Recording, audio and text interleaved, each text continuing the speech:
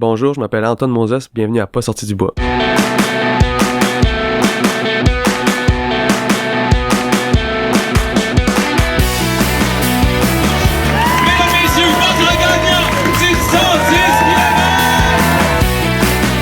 Si tu commences à te sentir bien en courant un ultramarathon, fais-toi-en pas, ça va passer. Grand champion du 125 km! C'est la Minute NAC et aujourd'hui, je vous parle d'une initiative pas mal inspirante à laquelle vous pouvez facilement contribuer. Vous allez voir, grâce à un partenariat avec Veritree, un arbre va être planté au Canada pour chaque commande en ligne faite sur le site de NAC. Ça veut dire qu'en commandant les meilleurs produits de nutrition sur le marché, tu participes à la restauration des forêts canadiennes. Planter un arbre n'aura jamais été aussi facile. La province ciblée dans l'initiative, c'est la Colombie-Britannique suite aux feux de forêt qui ont rasé plus de 1,3 milliard d'hectares. Vous savez, on pratique un sport qui est intimement lié à la préservation de nos forêts. Puis si on veut pouvoir le pratiquer longtemps, il faut prendre soin de notre terrain de jeu. Pour contribuer à la plantation d'arbres, va sur le nac.com, remplis ton panier avec des produits et pour avoir 15% de rabais, utilise le code promo pas sorti du bois, PASSORTIDUBOIS. Merci NAC pour la belle initiative. Merci à vous qui allez aller acheter des produits pour planter des arbres. Et tout le monde, je vous souhaite un bon épisode. Ouais, on n'est pas sorti du bois, hein? Bonjour tout le monde, bienvenue à ce 173e épisode de Pas sorti du bois. Aujourd'hui, je suis accompagné d'un gars, vous l'avez entendu en introduction, Antoine Moses, coureur de trail, mais surtout planteur d'arbres, multisportif, tu touches à tout. Ouais. Antoine, bienvenue à Pas sorti du bois. Merci Yannick, merci de m'accueillir. Je pense qu'on va avoir beaucoup de fun parce que tu sors des sentiers battus dans ta façon que tu t'es développé comme athlète de trail, mais je vais vouloir revenir même avant ça parce que tu as un parcours qui est vraiment intéressant. Puis on va enlever l'éléphant dans la pièce aussi. Tu es aussi détenteur du record Guinness du plus grand nombre d'arbres plantés en 24 heures. Exact. On va y revenir, là, mais c'est assez exceptionnel ce que tu as accompli. Puis j'encourage les gens dès maintenant à faire une pause puis aller voir ton compte Instagram, de voir à la vitesse à laquelle tu plantes les arbres, parce que tantôt on va en parler dans l'épisode. La technique, l'exécution, c'est quelque chose. Ah, merci. C'est le fruit de plusieurs années, je suppose. Oui, absolument. 8 ans. Excellent. Écoute, la question classique avant qu'on commence, qu'est-ce qu'on boit? On boit du café. On est le matin, on est sage, un bon café Capic 1, gracieuseté de la gang, donc merci à eux autres. Très bon café. Ouais, ça commence fort. Ouais, c'est bon. Il est de bonne heure, là, ça nous prend un bon café. Moi, les nuits sont courtes ce temps-ci, tout a fait de la grosse route, fait que on a besoin de café. C'est ça. Antoine, j'ai le goût qu'on commence au commencement, à l'air cliché, mais avant qu'on parle de ce que tu as fait dans la dernière année, j'aimerais ça comprendre ton parcours, tu viens de la Gaspésie, comment s'est passé ton enfance, comment le sport est arrivé sur ton parcours, fait que je te laisse y aller. Okay, je vais essayer de faire ça pas trop long. Prends ton temps, on est dans un podcast, il y a pas de délai, il y a pas de deadline de temps. C'est bon. Mais j'ai grandi à Carleton-sur-Mer en Gaspésie dans la baie des Chaleurs. J'ai toujours été un sportif, amateur de plein air, coureur en trail sans vraiment le savoir, là. J'allais courir dans les sentiers avec ma famille, puis on faisait des hikes pas mal souvent, puis on allait dans le parc de la Gaspésie. Donc sans le savoir, j'ai toujours aimé ça courir en sentier, puis j'ai toujours exploré la nature. J'ai jamais eu de console de jeux vidéo ou moi si j'étais en punition quand j'étais jeune, il fallait rester en dedans. C'était toujours j'ai toujours aimé ça être dehors, puis j'ai toujours voulu être dehors. Donc courir c'est dans les valeurs que tes parents t'inculquaient. Oui, vraiment. Là, on a toujours été à l'extérieur. Si on faisait des vacances, c'était des vacances sportives ou aller en vélo ou des trucs du genre. Fait que j'ai toujours fait du vélo de montagne, de la course. Pas mal d'activités comme ça, mais j'ai jamais été un grand sportif comme contrôlé, là. Je sais pas si je peux dire ça, là. Organisé, j'ai toujours fait ce que je voulais un peu, puis pour le fun, plus pour le plaisir qu'autre chose, là. J'ai jamais été dans une équipe de course ou en tout cas dans mon enfance, là. Mais ça m'a permis de justement explorer tous les sports que je voulais. Si j'avais un sport qui m'intéressait, j'allais directement le faire, puis je pouvais arrêter à tout moment si je voulais faire d'autres choses, là. Fait que ça m'a permis d'explorer le soccer, le volleyball, le basket, c'était comme dans un espace vélo. De liberté où il y avait pas de contraintes par une structure, une inscription, une équipe qui dépend de toi, fait que t'as pu t'amuser là-dedans. Exactement, puis je crois que c'était un développement quand même optimal, là, parce que j'ai pu me développer dans plusieurs sports, puis ça m'a permis de justement maintenant être un peu apte à faire tous les sports possibles, puis bon dans ce que je fais maintenant parce que justement je suis un peu multi-sport. Je sais pas comment dire touche ça, à mais, tout. ouais, Mais j'ai l'impression que de t'entendre, puis ayant vu un peu ce que tu as fait dans les dernières années, ça a toujours dicté ta façon de pratiquer le sport, même aujourd'hui, même quand en ce moment tu t'inscris pour des courses, que tu as des objectifs ambitieux. T'as pas changé cette approche-là de touche à tout puis y aller au feeling, j'ai l'impression. Ouais, exact. Fait que c'est ça, j'ai pu faire... on faisait des raids de vélo, autant que des courses en sentier, puis ça m'a permis de justement développer ça. Puis après ça, au fil des années, j'ai été plus amateur de course à pied. Là. Je dirais vers 15, 16, 17 ans, là, j'ai pu développer ça. J'ai vraiment tombé en amour avec ça, puis c'est aussi, surtout à cause de mes parents qui ont développé cet amour-là aussi.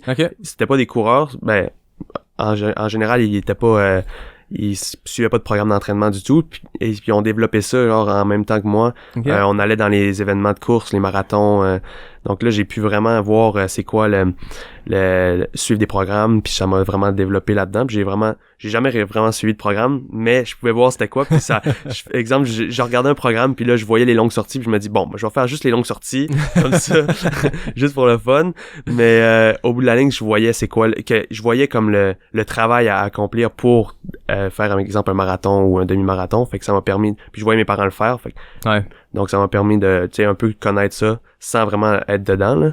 Mais comme vu que je faisais pas mal de sport, ben ça m'a permis de justement être capable de le faire malgré que je faisais pas tant tous les entraînements spécifiques là. Mais fait que j'ai développé ça au fil des années, mais après ça la course à pied c'est vraiment rendu une passion là. C'est devenu un mode de vie. Un mode de vie, ouais. Puis est-ce que rapidement il y avait cet attrait-là de l'endurance, parce que je veux dire quand on se met à la course à pied, il y a un grand champ de possibilités, il y a du 400 mètres, puis il y a du marathon, puis il y a de l'ultra. Tu disais tes parents se sont mis à la course à pied, eux est-ce que les objectifs étaient déjà sur demi-marathon, marathon? Ou... Ouais, exactement. Ça s'est développé au fil des années. Là. Ils ont commencé par des 10 km, puis parce qu'ils commençaient à la base aussi. Ben oui. Mais après ça, c'était vraiment le classique coureur là, qui veut toujours augmenter ses distances pour se rendre au marathon, puis un jour courir le marathon. Fait que ça a été la même chose pour moi. Là. J'ai fait un demi-marathon, puis 6 mois après, je faisais mon premier marathon. Puis, à quel âge tu as fait ton premier marathon? 17 ans. OK, c'est venu tôt. C'est quand même rare, un premier marathon à 17 ans. Je l'aurais fait avant si j'avais pu, mais je sais pas, ça donnait peut-être pas dans ma vie, mais à 17 ans, j'étais vraiment... j'ai trippé, là. Ça a été un déclic, là. Puis ça a cliqué tout de suite, là. J'ai voulu en faire un. Je n'ai fait un 6 mois après, même pas. 4 mois après. Puis après ça, je me suis signé un contrat avec moi-même. J'ai dit que j'allais en faire un pour le reste de ma vie à toutes les années. OK. Puis aujourd'hui, est-ce que t'as toujours... c'est toujours ça. Mais là, maintenant, je fais des ultramarathons aussi, là. Ça compte pour ton marathon de l'année? C'est comme plus, là. À date, j'ai quand même fait des marathons sur route. À chaque année, mais je pense que les ultramarathons, je les compte aussi, là. Mettons qu'une année, tu réussis pas à trouver un marathon de route, mais que tu te dis, j'ai fait un ultra dans lequel il y avait au moins 42, ça passe selon ton contrat? Je sais pas encore. ça, à date, non, mais jusqu'à date, je n'ai fait aussi pas dans un événement, là. J'en ai fait par moi-même aussi. C'est sûr que sur route, une année comme 2020, c'est dur de trouver un marathon officiel. J'avais fait le marathon Baie des Chaleurs, mais en dehors de l'événement. Ouais, c'est ça. Parlant du marathon Baie des Chaleurs, je pense qu'il y a une anecdote quand même cool parce que tu fais partie des cofondateurs. Pis si les gens regardent ça fait combien de temps que ce marathon-là existe, puis ton âge, ils comprennent que t'étais cofondateur assez tôt. Ouais, exactement. Ça fait partie justement de mon cheminement de course à pied avec mes parents puis la famille. On était à un marathon qui s'appelle le marathon de Charlot, à Charlot justement au Nouveau-Brunswick. Puis je crois que c'était la première fois ou deuxième fois qu'on y allait. Puis moi j'avais 13 ans puis j'ai couru le 10 km. Puis là c'était mon premier 10 km je crois là, dans un événement. Puis j'ai vraiment aimé ça, puis j'ai trouvé ça un événement extraordinaire là, je tripais là-dessus. Puis à la fin de l'événement, eux autres, c'est leur 20e édition, là. Les deux fondateurs, et c'est un couple, lui, il avait couru 200 marathons dans sa vie, là. C'était un coureur vraiment accompli. Puis Janita Caron, c'est elle qui avait organisé le marathon. Elle organisait le marathon pour son mari, pratiquement. OK. Puis pendant 20 ans, il l'a organisé. Puis là, à la fin, je parlais avec elle, avec mon père, puis je lui demandais, est-ce que c'est compliqué d'organiser ça, un marathon? Puis là, j'ai lancé l'idée comme ça, là, genre, est-ce qu'on pourrait traverser le marathon de l'autre bord de la baie des Chaleurs à Carleton-sur-Mer, parce que c'est pratiquement en face, là. Puis là, elle a pris ça, là, elle a pris ça, mes mots pour du cash, là, je peux me permettre l'expression, là. Comme 15-20 minutes après, elle faisait les présentations des médailles, puis elle a invité mon père sur la scène pour présenter le marathon baie des Chaleurs, puis dire que ça allait traverser l'autre bord l'année prochaine. Fait que là, mon père, il monte sur la scène, pas de pression, non. Il dit, je savais pas que ça allait avoir lieu, mais on va faire notre possible. C'est c'est bon ça. Ouais, Fait qu'elle, toi, t'as lancé l'idée. Juste comme elle, ça, c'est pas là. tombé dans l'oreille d'une sourde. Non. Elle a fait, hey, moi, ça me tente plus tant, je vais l'annoncer que c'est toi qui le reprends l'an prochain, Ouais. l'autre bord de la baie. Ouais, exactement. malade. C'est ce qu'elle a fait. Puis là, je me souviens avec mon père, on était revenu chez nous, puis on s'est mis tout de suite sur Google Maps, sur l'ordinateur, puis regarder les trajets pour voir si on peut pas pouvoir avoir un marathon qui avait du sens. Puis on voulait absolument le faire passer par le fort. Là. Ouais. C'était vraiment beau, là.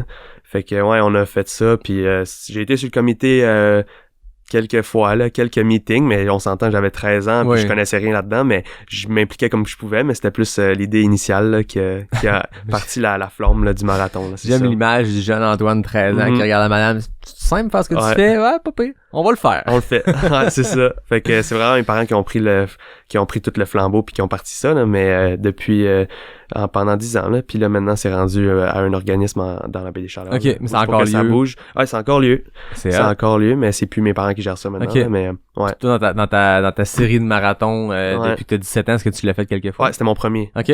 Puis j'ai juste fait une fois, en fait. Ok. Parce que en général, dans le fond, je l'ai fait la première année que j'ai planté des arbres en 2015 ou 2016, ouais. 2016, fait que, genre, ça m'a permis de le faire.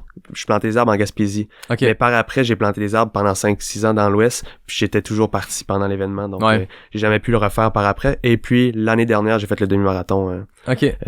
parce que j'ai planté des arbres en Gaspésie Ouais, c'est ça. encore, là. Ouais. Ben, maintenant que t'en parles, j'ai le goût qu'on mette de côté Ouais. l'histoire sportive parce que Ouais. il va falloir qu'on y revienne parce que oui, les ultras, la course, mais Mhm. j'ai vu que t'as fait des raids d'aventure, j'ai Ouais. vu que t'as fait du triathlon, toutes des choses qui contribuent nécessairement Absolument. à faire un athlète qui peut faire de l'ultra puis qui peut Ouais. bien performer. Mais la plantation d'arbres, comment c'est arrivé sur ton parcours? C'était au cégep, j'ai un ami qui m'a parlé de ça, puis j'ai tout de suite trouvé l'idée intéressante.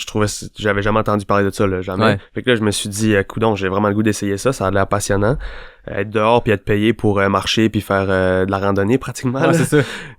Fait que là, j'ai tout de suite tombé en amour avec l'idée, puis on est embarqué dans ce projet-là l'été 2016. Ok. Fait que j'ai planté 6 semaines, pas une grosse saison, mais c'était vraiment une idée, un essai là, Ouais. en Gaspésie. C'était super le fun.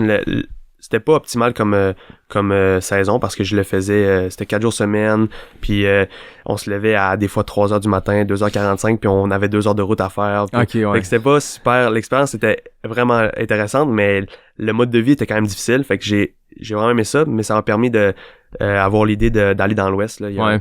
un planteur qui ça faisait 20 ans qu'il plantait qui était sur la compagnie. Là. Ok. Puis il me disait, tu devrais aller dans l'Ouest, c'est pas mal plus payant, pas mal plus le fun, puis l'expérience, c'est ça, la vraie expérience du planteur. Ouais. Fait que là, j'ai pris ça comme idée tout de suite, puis j'ai acheté une vanne, Ok. puis je l'ai converti avec mon père durant l'hiver, puis je suis parti, j'ai traversé le Canada à 18 ans pour aller planter des arbres. Et après une semaine après 6 semaines en Gaspésie, Ouais. la piqûre était là même si c'était pas les conditions optimales, puis tu t'es Ah, dit ouais. ok là, on achète la vanne, on Ah, transforme puis on part. Ah ouais, ça a pas pris longtemps après la piqûre saison. était là, Là. là. Ah ouais, tout de suite. Là. Ok. Dès la première journée. Là. Ah ouais. Mais c'est juste que c'est ça, la piqûre était là, mais l'idée de planter au Québec, on dirait, me tentait moins. Fait que je me disais, je veux faire une grosse expérience puis d'aller dans l'Ouest. Fait que- Combiner ça à une expérience Ah ouais, de puis- culturelle, de Ah ouais, voyage, et tout exactement. ça là. Tu sais, aller parler en anglais dans l'Ouest, c'est aussi ça. Je trouvais ça nice. Ah ouais. J'ai appris l'anglais là, puis ouais. c'est On vraiment- en entend souvent des gens qui souvent je pense que c'est un bon emploi d'étudiant où on en Ouais. voit beaucoup j'avais des amis des gens avec qui j'allais au cégep à l'université Mhm. que justement c'était ça leur job. Puis je pense Mhm. que si je me trompe pas c'est une job d'étudiant qui si t'as fait intensément pendant les mois d'été ben, tu peux quasiment ne pas travailler du reste de l'année Ouais. puis te concentrer sur tes études. Fait que c'est une bonne combinaison disons. Ah ouais, là. absolument. Là, c'est souvent ça ce que les gens font. Là. Ils vont Ouais. travailler 3 mois puis être capables de payer leurs études. Là. Souvent, en fait, pas mal toujours. Là. Ouais. S'ils le font plusieurs années. Là. J'ai le goût qu'on revienne à la base de ce que Mhm. c'est la plantation d'arbres juste pour bien comprendre pour les Ouais, gens ouais. qui écoutent parce que on parle de trail depuis 175 épisodes, Ouais, mais c'est ça. ça c'est nouveau. Je n'ai parlé un peu avec Valérie Arsenault. Ouais, je sais pas ça, si j'avais tu la entendu. connais. C'est Ouais. une Ben, je la super connais pas, athlète. mais Puis j'ai entendu. c'est une fille qui justement son parcours de tree planter Mhm. contribue à son Ouais, essor ouais. comme athlète parce que tant sur les jambes on y reviendra, mais revenons à la base de la Ouais. plantation d'arbres. Comment ça fonctionne? Qui embauche? Ouais. Pourquoi ça se fait de même au Canada? Ouais, ben à la base au Canada, il y a beaucoup de déforestation puis la coupe du bois pour subvenir aux besoins de bois. Là. On a des tables et des maisons, là, donc on a besoin de ça. Ouais. Donc là, mais il y a une loi qui est appliquée au Canada, c'est chaque arbre coupé doit être replanté, un ratio de 1 pour 1. Donc Ouais. il y a beaucoup de déforestation, mais il y a beaucoup de plantations. Donc, c'est une bonne chose si on compare avec les politiques dans d'autres pays. Oui, il y a beaucoup de pays qui replantent pas, là. Donc, il y aurait quand même une régénération naturelle des arbres, mais c'est pas optimal parce qu'on sort les arbres du terrain, donc c'est pas comme s'il y avait une catastrophe naturelle où les arbres tombent, mais après ça, les arbres, ils restent là, donc ça permet d'avoir de l'engrais pour les arbres. C'est ça, là, il reste plus rien. Là, il reste plus rien, ils enlèvent tout, puis on part avec les arbres. Ouais. Mais en plantant les arbres, on plante les arbres qui vont pousser le plus vite sur ces genres de terrains-là, puis dans les conditions météorologiques du Canada. Là. Ouais. Donc, par la suite, c'est ça, les arbres poussent beaucoup plus vite, puis ils poussent plus optimalement, puis ça permet de recouper ces arbres-là après beaucoup moins de temps, puis plus efficacement. Donc, on répond à notre demande plus tard. Ouais, c'est ça. Puis je pense que quand il y a une coupe à blanc aussi, ben tu rases une section, mais il y a pas juste du bois qui va te permettre de faire le bois que tu as besoin, fait que tu dois raser plein d'autres patentes, alors que là, je suppose que quand c'est planté à la grandeur d'un terrain, des hectares, de l'essence que vous plantez, ben après ça, même pour 40 ans plus tard, quand il y a le temps de ramasser le bois, ben ça doit être plus simple. Ouais, c'est exactement. Puis c'est sûr que c'est vraiment moins bon pour l'environnement parce qu'on plante souvent des monocultures ou 2-3 sortes d'essence d'arbres. Mais c'est ça, comme tu dis, c'est vraiment plus efficace. Puis ça permet de justement avoir une meilleure optimisation des forêts. Puis après ça, on vient couper ces arbres-là. Ça permet de couper moins de forêts naturelles là, par la suite. Donc, c'est vraiment, au bout de la ligne, c'est dur de quantifier si c'est bon ou mal de ce qu'on fait. Surtout au Québec, on a vraiment une bonne gestion des forêts, puis on n'utilise pas de pesticides, on n'utilise pas de Roundup pour puis de spray. On vient pas asperger les terrains de produits chimiques pour qu'il y ait juste ça qui plante. Là. On est vraiment on est mieux que certaines autres provinces au Canada. Tout est à même de le constater quand même que ce qu'on fait au Québec dans ces pratiques-là, dans les façons de le faire, c'est mieux. Puis comme tu dis, dans les meilleures façons dans le monde. Là. Ouais. C'est dur éthiquement de se dire c'est-tu la meilleure chose à faire. La meilleure chose à faire serait de rien toucher. Mais ça reste que faut vivre, faut se bâtir. Exact. On peut pas vivre dans le déni qu'on a besoin de bois, là. Puis après ça, tu sais, je veux dire, nous, comme province, on pourrait devenir parfait, puis le reste du monde continuerait de faire ces pratiques-là, dans le sens où faut regarder c'est quoi nos besoins, puis après ça, c'est de consommer intelligemment, mais ça, c'est à chaque personne, à chaque entreprise.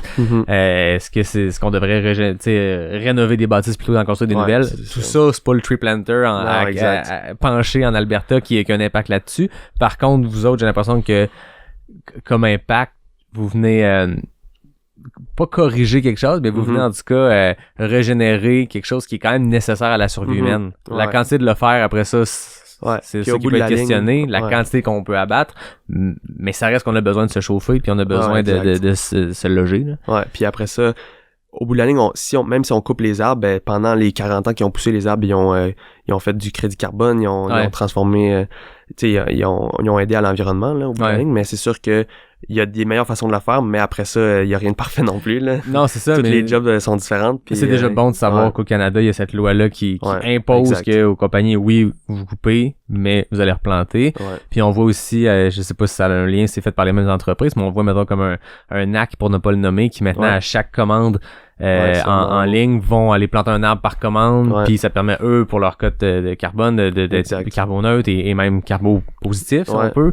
Probablement. Fait que je suppose que dans ce que vous plantez aussi, c'est-tu juste pour vous êtes seulement embauché par les compagnies forestières ou il y a aussi de ces programmes-là à travers? Ouais, il y a des programmes du genre, mais c'est encore embryonnaire parce que, exemple, il y a un programme de les 2 milliards d'arbres que Justin Trudeau avait parlé il y a un couple d'années, puis ça a lieu, mais c'est vraiment encore tout petit, là. Ça pourrait être beaucoup plus gros que ça l'est, mais c'est le problème avec ça, c'est que le programme, il paye 50% des arbres, et non, c'est pas 2 milliards d'arbres en théorie, là. Ouais, je comprends. Fait que c'est 50% de ces 2 milliards d'arbres-là, donc c'est plus difficile pour, exemple, que t'as un terrain que tu veux planter 10 000 arbres dessus, ben ils vont juste payer la moitié, donc pour toi, il faut quand même que tu finances le reste, ce qui peut être difficile pour certaines personnes. Donc, le programme est pas parfait, mais c'est quand même une aide financière au bout de la ligne. Ouais. Puis ça permet de, justement, c'est pas en lien avec la foresterie, ça. Donc, c'est à part, puis c'est vraiment du surplus, pour du crédit carbone ou, c'est du surplus. Okay. Mais au bout de la ligne, nous, ce qu'on plante, c'est le gouvernement qui utilise ces crédits carbone-là. C'est pas accessible à tout le monde, là. Ouais, c'est ça. Fait que, parce que c'est eux qui financent majoritairement les arbres, là. Le gouvernement paye les compagnies forestières, puis les compagnies forestières nous payent, dans le fond, là. OK. Ouais, mais il y a comme plusieurs, il y a entre ceux-là, là, mais ouais. OK, je comprends. Donc, c'est pas la compagnie elle-même, même, on lui demande politiquement avec des lois de replanter, mais après ça, c'est pas la compagnie forestière qui paye pour replanter. Ben, pas la compagnie de plantation, exact, mais oui, exemple, la compagnie qui va couper les arbres, parce que c'est souvent pas les mêmes compagnies, là. Ok, je comprends. Comme ok. les compagnies pour qui je travaille coupent pas d'arbres, exemple. Ok, Mais ils vont ok, je juste comprends. c'est une compagnie de planteurs. Fait que toi, tu travailles pour une compagnie de planteurs Ouais. qui, elle, est financée par le fédéral. Ouais. Mais Ou, après ça, ouais. la compagnie, elle doit payer quelque chose au gouvernement, la compagnie forestière. Il y a des compagnies forestières qui engagent des compagnies de planteurs, puis ces compagnies forestières-là, exemple, qui coupent les arbres, eux, ils doivent payer une redevance pour le nombre d'arbres plantés, puis Ok. ça va aussi avec le gouvernement, puis c'est tout relié de toute façon, là, parce que le gouvernement touche à pas Oui, mal, c'est là. ça. Bon, avec ce cours Mais ouais. d'économie vous est présenté par Antoine. Ouais, c'est ça, même que je suis Non, pas mais un je grand non, mais je trouve spécialiste ça- là-dedans non plus, là. Je trouve intéressant juste par Ouais. curiosité de le comprendre le derrière de ça. Mhm. Mais donc, on comprend la structure. Concrètement, toi, ton rôle, mettons, Ouais. une journée ou un été typique dans ta vie de planteur Ouais. d'arbres, ça se passe comment? Ça se passe comme, ben, exemple, la journée typique, c'est on se lève le matin, ça dépend où, là. J'ai eu des contrats où on était dans des campements forestiers. Je dormais dans ma tente, une tente de camping avec mon petit matelas, je me lève.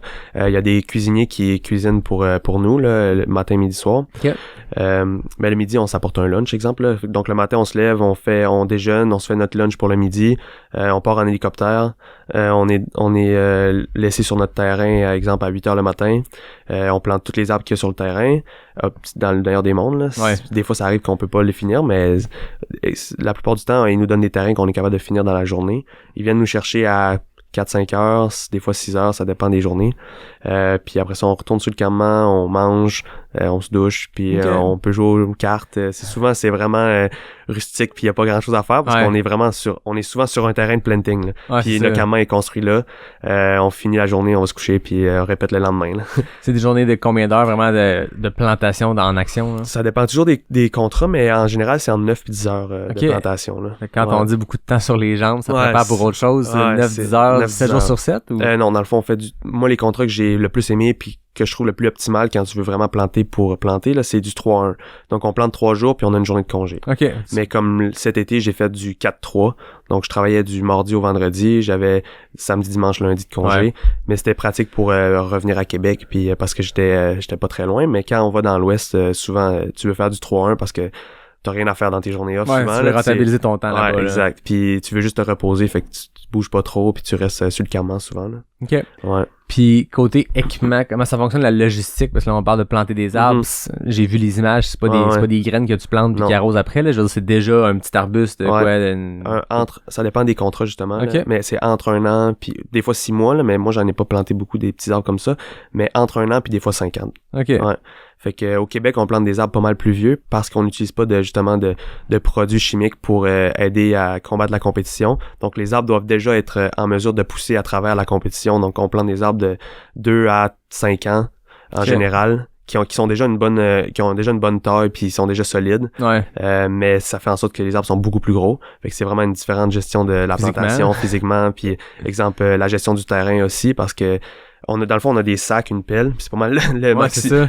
pas mal tout ce qu'on a besoin. Mais après ça, les arbres au Québec sont dans des cassettes. C'est comme des petits contenants en plastique d'arbres, entre 25 puis des fois, il y en a qui ont 100 arbres par cassette. OK. Mais moi, ce que j'ai fait le plus, c'est 25 puis 45. OK. Puis ouais, dans le fond, on plante les arbres. La gestion du terrain, ça je voulais dire, c'est plus que tu as des arbres qui sont gros, ben moins tu vas pouvoir entraîner sur toi Ouais. en plantant. Donc tu dois gérer ton terrain en conséquence pour pouvoir retourner là où les arbres sont, là. Mhm. Mais en général, on a des contremaîtres qui viennent nous placer les arbres sur le terrain un peu partout, là. OK. Mais c'est sûr que faut gérer ça un peu, faut avoir ça à l'idée que tu peux pas aller trop loin, sinon on appelle ça le dead walking là, dans le terme du planteur. C'est si tu plantes, exemple 100 arbres, t'as 100 arbres dans tes poches d'arbres, puis là tu plantes 100 arbres en ligne droite, ben là tu dois marcher pendant toute la distance que t'as parcourue sans planter, puis ça c'est pas optimal, là. Faut vraiment pas faire ça parce que t'es pas payé pendant quand tu marches, là. C'est ça. T'es juste Vous autres, vous payé êtes quand vraiment tu payé à l'arbre À planté. l'arbre, ouais. Fait que tu t'apprends avec le temps. Je suppose l'expérience, c'est oui la technique. Parce Ouais. que, comme je disais tantôt, aller voir les images, t'as une technique, Ouais. tu sais, vraiment qui est hyper fluide, Ouais, hyper efficace. Il n'y a pas de perte de Ouais. vélocité sur rien du tout. Ouais. Mais il faut aussi que tu penses à ta gestion du terrain, Exact. de comment tu plantes pour avoir de dead walking. Ouais, de- ben c'est surtout ça en fait. Parce Ok. que en général, un planteur peut apprendre à planter un arbre rapidement, vraiment rapidement en Ouais. fait, là, facilement.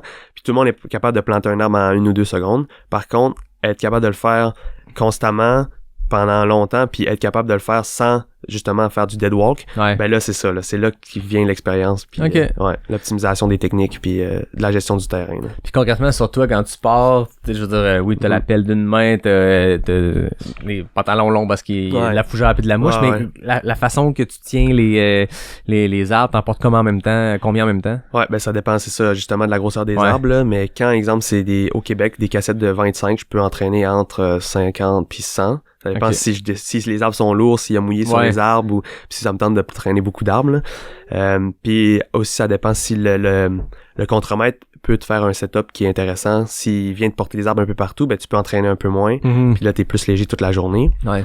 Mais en général, au Québec, j'entraîne environ, c'est ça, là, entre 75 puis 150 arbres des fois. Mais Ok. dans l'Ouest, je pouvais entraîner jusqu'à 400. Là. OK. Donc les arbres sont plus petits, tu peux entraîner plus, donc tu peux aller plus loin, tu peux planter plus longtemps sans devoir te remplir. Ouais, mais ça dépend toujours des arbres, c'est ça. J'en reviens vraiment à la base, mais c'est parce on dirait que c'est de quoi que je connais pas du tout, Ouais. puis je me dis, je dois pas être le seul Non, c'est ça, qui c'est ça. écoute, puis je veux comprendre le truc parce Ouais. que je trouve qu'il faut bien l'expliquer pour bien comprendre ce que t'as Mhm. fait après. Parce Ouais, que, ouais.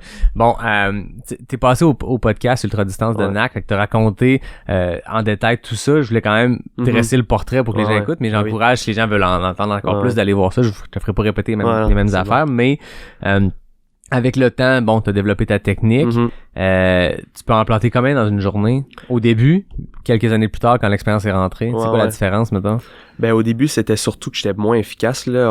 J'ai un terme, une expression que je dis souvent qui définit pas mal. Je vais le dire en anglais là, mais Ouais. slow is smooth and smooth is fast. Mais dans le fond, c'est que plus que t'es lent, plus que tu vas réussir à faire une technique qui est efficace, puis plus que l'efficace embarque, ben tu vas venir à aller chercher la vitesse par après là. Ouais. Donc Mais c'est une expression qu'on entend souvent aussi, même pour en course, parler de trail. ouais, vraiment. Tu sais, surtout en ultra, tu sais, le slow is smooth, smooth is fast, c'est exactement ça. Ouais, exact, C'est c'est encore vrai. là, quand tu parlais tantôt d'économiser du temps, de Ouais. penser intelligemment pour pas faire de pas avoir de perte de temps. Ouais.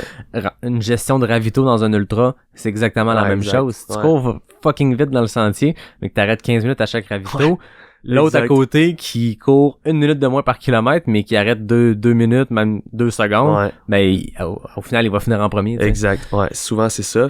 Donc c'est ça que j'ai développé au fil des Ok. années là, parce qu'au début, je pouvais planter l'arbre quand même rapidement, mais je pouvais aller vite entre les arbres. Je pouvais genre courir entre les arbres, mais j'étais pas tant capable de développer la technique efficace de planter l'arbre, Ouais. donc j'arrêtais un peu plus longtemps, puis là je perdais beaucoup de temps, puis après ça, j'étais pas optimal à pouvoir mettre les arbres dans mes sacs, je mangeais là, tu sais, la culture du planting au Québec est différente souvent par compagnie, puis je me souviens que moi la première compagnie que j'ai plantée, les gens ils arrêtaient 1 heure pour dîner, mais après ça dans les autres compagnies, j'ai jamais vu ça. Là.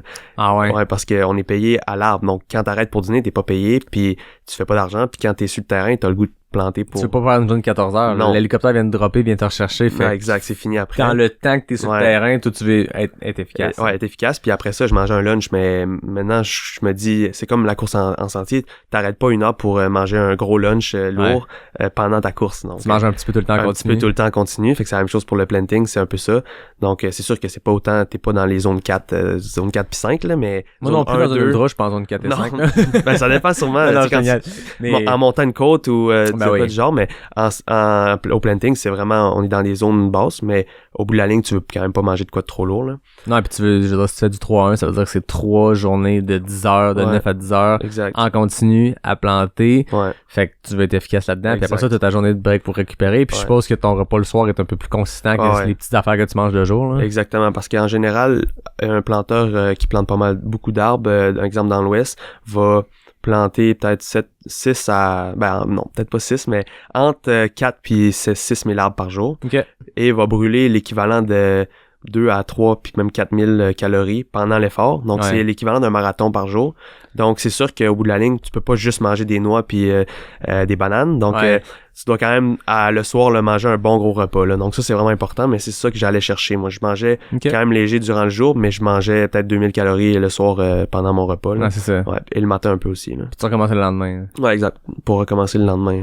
Physiquement, le premier 6 semaines en Gaspésie Ouais. a dû être formateur, mais destructeur aussi. Ouais. C'est une nouvelle affaire que tu apprends à faire. C'est une intensité qui est différente. Là. Ouais, absolument. Puis en plus, j'ai commencé à planter, puis comme la formule que ça qu'ils utilisent, c'est qu'ils vont te payer à l'heure la première semaine OK. et jusqu'à 4 semaines si tu réussis pas à faire un salaire plus élevé que ce que tu peux t'es payé à l'heure. Mais moi, qu'est-ce qui est arrivé, c'est que j'ai été payé à l'heure la première semaine, puis je faisais mon premier marathon le dimanche, puis le lundi, j'ai recommencé à planter, mais j'étais payé à l'arbre. Donc, j'ai dû comme être efficace là, Ouais, c'est ça. pour être payé, avoir un bon salaire, mais ouais, fait que dans le fond... excuse-moi. Pas de stress. Ouais, dans le fond, c'est ça. Je sais même pas où est-ce que j'allais avec ça, là. Non, mais on parlait justement d'efficacité. Ouais, Puis à un c'est moment donné, le métier rentre. Ouais. Fait que de 4 à 6 000 arbres, ça Ouais, c'est ça. devient Oui, une c'est ça. moyenne Ouais. du planteur moyen. Ben oui puis non, ça dépend des contrats, c'est ça. Ouais, c'est ça. Dans le fond, entre 4 et 6 000, exemple, les contrats que j'ai faits dans l'Ouest, c'était des petits arbres, puis c'était vraiment efficace. Ok. La façon que les contremaîtres allaient placer les arbres sur tes terrains. Les terrains, c'était vraiment des terrains rapides, comme Ok. on dit. Souvent, c'était des terrains mous, pas de roches, plats. Donc, c'est super facile à planter le plus d'arbres possible. Ouais. Là. Mais ouais, comme en Gaspésie, souvent, il y a des terrains, des bons terrains, mais il y a des terrains aussi très rocheux, puis ouais.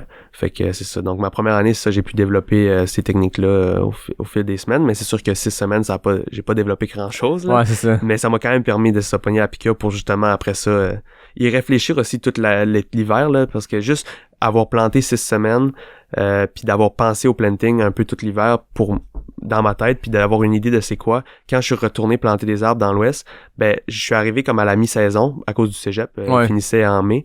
Je suis arrivé dans le mois de juin dans l'Ouest, puis les gens qui avaient commencé cette année-là avaient déjà plus d'expérience que moi, mais quand je suis arrivé là, j'étais beaucoup plus vite qu'eux, justement parce que j'avais pu avoir l'idée, réfléchir Ouais. à tout ça, puis j'arrivais aussi les jambes fraîches là. Ouais, c'est ça. Mais souvent t'es plus efficace vers la fin de la saison. Ouais. T'es plus rapide parce que tu développes ton endurance tout le long de la saison là. Ouais, c'est ça. Ouais.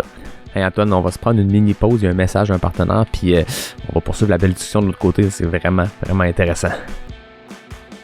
C'est la minute de la coach avec Natacha Gagné. Dans tes conseils de course en hiver, tu nous parlais de savoir adapter nos entraînements à la météo. Comment qu'on fait ça?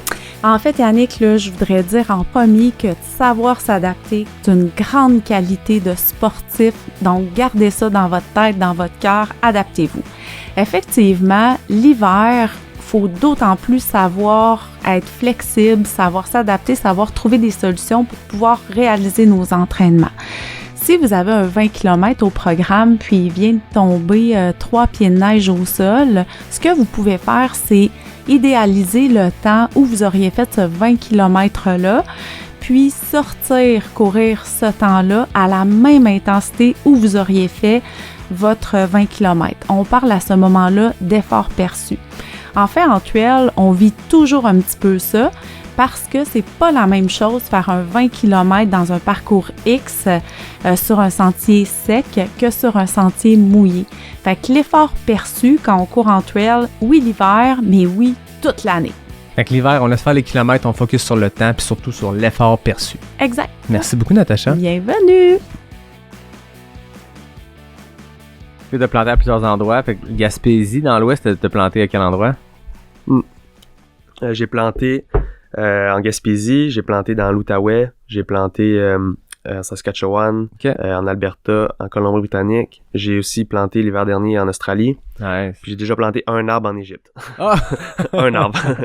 Donc ça va être maintenant, c'est rendu j'ai essayé de faire ça dans chaque pays que je visite là, essayer de trouver une façon de planter au moins un arbre. Ouais, c'est bon Je trouve ça. ça quand même cool. Peut-être un jour planter un arbre dans tous les pays du monde là, mais Très ça fort. serait quand même un gros projet là. Bon, fait que un en Égypte, Ouais, un. un peu plus en Australie. Ouais, pas mal plus là. J'ai Ça- planté environ 25 000 arbres, 50 000 arbres peut-être. Ok. J'ai pas le nombre exact parce que j'ai planté beaucoup de plantes. Je faisais un peu de l'aménagement paysager, mais c'était de la plantation, mais on Ouais. plantait des arbres puis des plantes, puis ça dépendait des endroits où Ok. puis les restrictions puis tout. Là, mais... C'est quoi la meilleure place au Canada pour planter à ton expérience à toi, selon ce que tu recherches aussi comme expérience? Ben, en ce moment, comme expérience, j'aime vraiment le mode de vie que j'ai vécu cet été. Dans le fond, je plantais 4 jours, puis j'avais 3 jours de congé. Donc, Ouais. ça m'a permis d'aller faire des courses en trail, de pouvoir Ouais. courir les fins de semaine. Puis c'est un peu le mode de vie que je recherche en ce moment. Mais dans les dernières années, c'était vraiment l'Ouest canadien, là, Ouais. le BC ou l'Alberta, où j'allais là 4-5 mois, 3 à 4 mois, puis je pouvais planter non-stop pendant Ouais, tout c'est ce ça. temps-là, puis j'avais vraiment juste ça à faire. Mais maintenant, j'ai comme un mode de vie différent, puis j'ai pas le goût de trop m'éloigner, donc c'est sûr que j'aime ça aussi planter au Québec. Là. Ok. Puis c'est aussi maintenant, je suis plus focus sur, j'aime ça voir l'optique de l'environnement, puis au Québec, c'est comme la province où ce qu'on fait le mieux, donc j'aime vraiment ça, plus encourager ça pour l'instant. C'est plus proche de tes valeurs aussi. Ouais, un peu, là, ouais. C'est toi, je comprends que tu as eu la piqûre aussi ce premier 6 semaines-là, c'est Mhm. devenu un mode de vie comme Ouais. on parlait de la course tantôt, mais côté valeur, je suppose que c'est aligné aussi avec toi, puis c'est pour ça peut-être que t'aimes plus planter au Québec aussi. Là. Ouais, vraiment. Puis c'est comme on est bien au Québec. Ouais. J'aime vraiment ça. J'aime la Gaspésie. C'est ça, là. Ça fait partie de ma culture. Là. Tu sens que tu redonnes aussi à ta communauté plus direct, peut-être? Là? Ouais, peut-être un peu, là, mais c'est sûr que juste le fait de pouvoir être là pour les événements de course, faire un peu ce que j'aime aussi, là, parce que avant j'avais juste le planting, je courais pas autant. Maintenant, avec la course à pied, je vais chercher mon côté compétition, mon côté performance avec la course à pied, puis j'ai plus besoin vraiment d'aller chercher ça dans le planting, parce que ça, c'était vraiment un gros aspect pour moi dans l'Ouest canadien puis les dernières années, la performance. Parce c'est ça. Ouais, on n'a pas parlé tant que ça, mais au bout de la ligne, le planting, c'est comme les ultras, là. On veut toujours planter le plus d'arbres possible, on veut être le plus efficace, on veut planter les nombres. Oui, il y a l'argent en arrière tout ça, mais moi, j'étais vraiment motivé par les nombres d'arbres plantés, donc je voulais toujours aller battre mes records. Comme quand on pourchasse, on se met à augmenter notre volume par semaine ou à c'est la même chose. Distance des courses. Toi, tu ressentais ce côté-là compétitif avec toi-même. Ouais. Est-ce qu'il y en a un aussi avec les autres dans le campement, puis qui c'est qui en a planté le plus aujourd'hui? Là? Ouais, ben dans le fond, oui, mais c'est indirectement, c'est pas avec la compagnie. Il y a certaines compagnies qui partagent sur un tableau le nombre d'arbres plantés dans la journée, la personne qui a planté le plus, mais moi, j'ai toujours voulu rester loin de ça parce que je trouve que c'est un peu toxique, là. Dans le fond, parce qu'il y a beaucoup de gens qui vont être pas capables de planter autant d'arbres, puis ils vont avoir fait leur meilleure journée de leur saison, puis moi c'est mon average, admettons. Fait que là c'est comme, je trouve ça vraiment triste un peu, puis aussi c'est pas très positif pour certaines personnes. Donc non, puis en même temps ça revient entre elles, on veut la même chose aussi, parce qu'il y a toujours quelqu'un qui va faire plus que toi, puis la semaine moyenne de Jeff Cochon va être la semaine la plus intense de la vie de quelqu'un.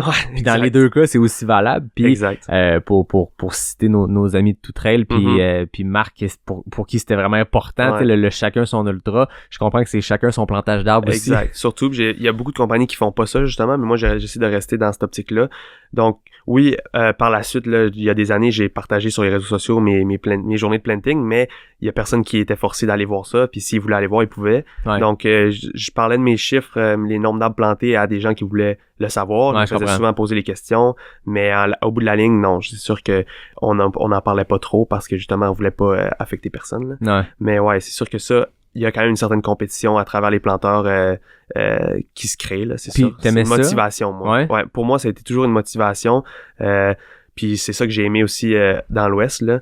Parce que je carburais quand même à ça, là. Donc, ça me permettait de planter plus d'arbres parce que souvent, exemple, il y a une journée, je me sentais moyen, je voulais juste planter ma petite journée relax, mais là, j'entendais dire que telle personne allait planter plus d'arbres que moi, ben là, souvent, ça peut me motiver à vouloir au moins l'égaler ou juste comme pas me laisser faire, là, un peu, là. Puis là, tu t'es lancé dans un petit projet avec les records Guinness, qui fait que maintenant, je suppose, tu peux te présenter dans n'importe quel campement, puis tu vas gagner avec ces chiffres-là. Ouais, ben c'est sûr que là, en termes de chiffres pour une journée, oui, mais après ça, il y a tellement de campements, même cette année, j'étais pas le planteur le plus rapide, puis j'avais d'autres optiques, justement, parce que j'avais cherché ça avec la course à pied, là. Ben non, c'est clair. Oui, avant, c'est sûr que maintenant j'ai ce titre-là, c'est sûr que c'est intéressant. Tu peux juste te présenter avec ton petit certificat des records Guinness, puis... Ouais, c'est sûr que maintenant j'ai... Clairement, c'est pas ta personnalité de le faire, mais je trouve ça drôle il est caché. de dire, OK, là, j'ai établi quelque chose que personne n'a jamais fait. Exact. Anyway. Parle-moi de ça, de comment l'idée est venue de se dire, OK, je plante vite, j'ai du fun à le faire,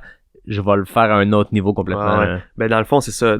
À chaque année, je m'améliorais, je plantais de plus en plus d'arbres. Puis je l'ai vu dès le départ, là. La première saison que j'ai faite en Gaspésie, j'ai planté, exemple, je pense 3300 arbres dans une journée de peut-être 8-9 heures. Puis c'était des gros arbres, puis c'était comme un chiffre impressionnant. Puis là, le contremaître, il me disait « Wow, j'ai jamais vu ça ». Fait que là, ça m'a vraiment craqué, là. Donc, puis l'été d'après, c'était la même chose, là. Genre, mais là, j'ai doublé. J'étais à 6600 arbres, je crois. Après, justement, là, un autre 2-3 semaines de planting, justement parce que c'était vraiment rapide comme terrain, puis j'étais quand même assez en forme, donc je pouvais me permettre de pousser mon corps, mais dans ma tête, c'était comme une des journées plus tough de ma vie. Donc, à ce moment-là, j'étais ému à la fin de la journée, là. Dans le sens que c'était très physique, mais j'étais pas très efficace parce que le lendemain, j'ai peut-être planté 2-3 000 arbres. Là. J'ai pas été capable je pouvais pas répliquer ça. C'était des records personnels, mais c'était pas nécessairement une moyenne élevée. Donc, mais au fil des années, justement, là, à chaque année, mes records ils augmentaient, mais mes moyennes aussi. Ta stabilité aussi, le fait vraiment que tu plus peux refaire le lendemain, encore quelque chose de gros. Ouais, puis c'est de l'endurance que tu développes au fil des années aussi, là.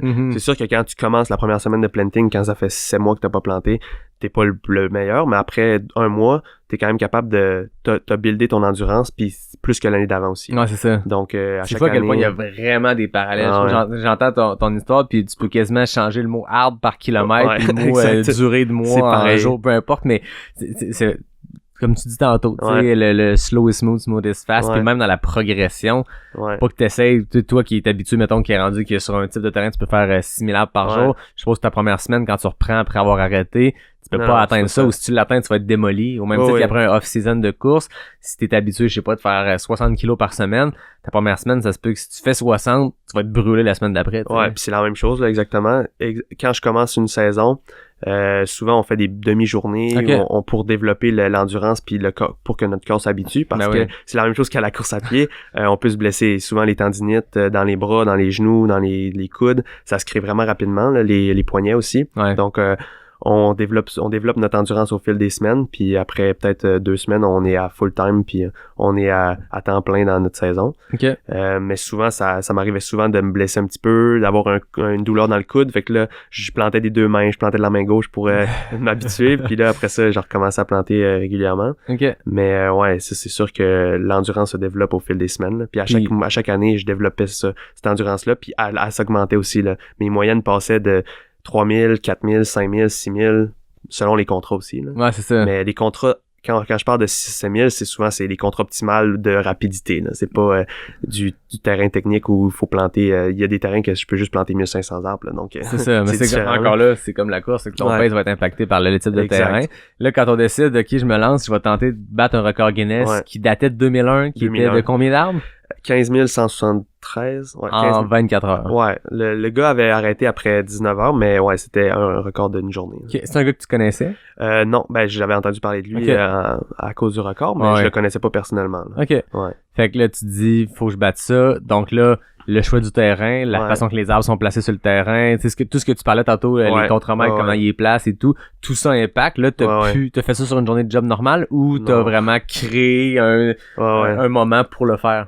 Ben, j'ai été vraiment parrainé par ma compagnie de planting dans l'Ouest, là. Ils ont tout créé pour moi, là. J'ai été vraiment chanceux là-dedans. Ils ont créé l'environnement parfait. Ouais, vraiment. Donc, j'ai pas eu le mot à dire tant que ça sur le terrain parce que c'est quand même compliqué aussi monopoliser un terrain, puis aussi t'empiètes sur les autres, là. Exemple, tu prends le plus beau terrain de la saison, ben les autres aussi ils le veulent, là. Ouais, c'est ça. Mais c'est sûr que là, tout le monde m'encourageait dans ce projet-là, puis tout le campement était quand même très ouvert à l'idée de me laisser faire de me laisser prendre le plus beau terrain, là. Ouais, c'est ça. Donc j'ai eu une vidéo là pendant la saison là 2020 d'un terrain qui était super beau, c'était du sable, c'était vraiment un beau terrain.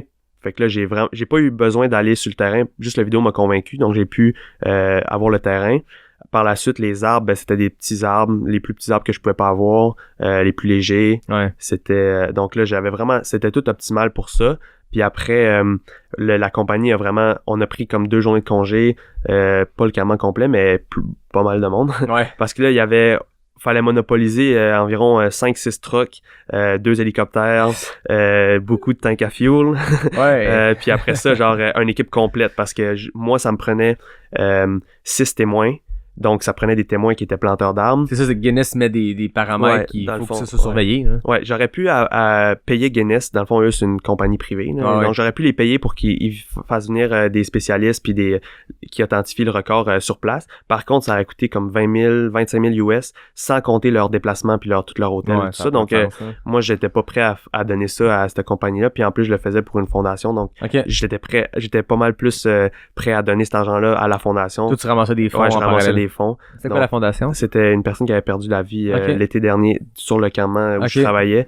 Donc, c'était un scholarship, là. C'était une fondation pour l'école, là. C'était en génie à l'université de Queens.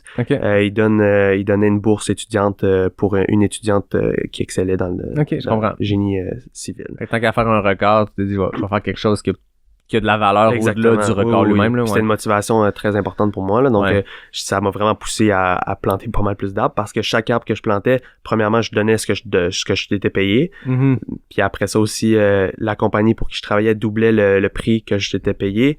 puis la compagnie forestière au-dessus de la compagnie de planting doublait aussi. Donc, ça faisait que chaque arbre que je plantais faisait environ $1 pour la fondation. En plus de tout ce qu'on a, j'ai fait de la levée de fonds aussi à travers tout ça. Là.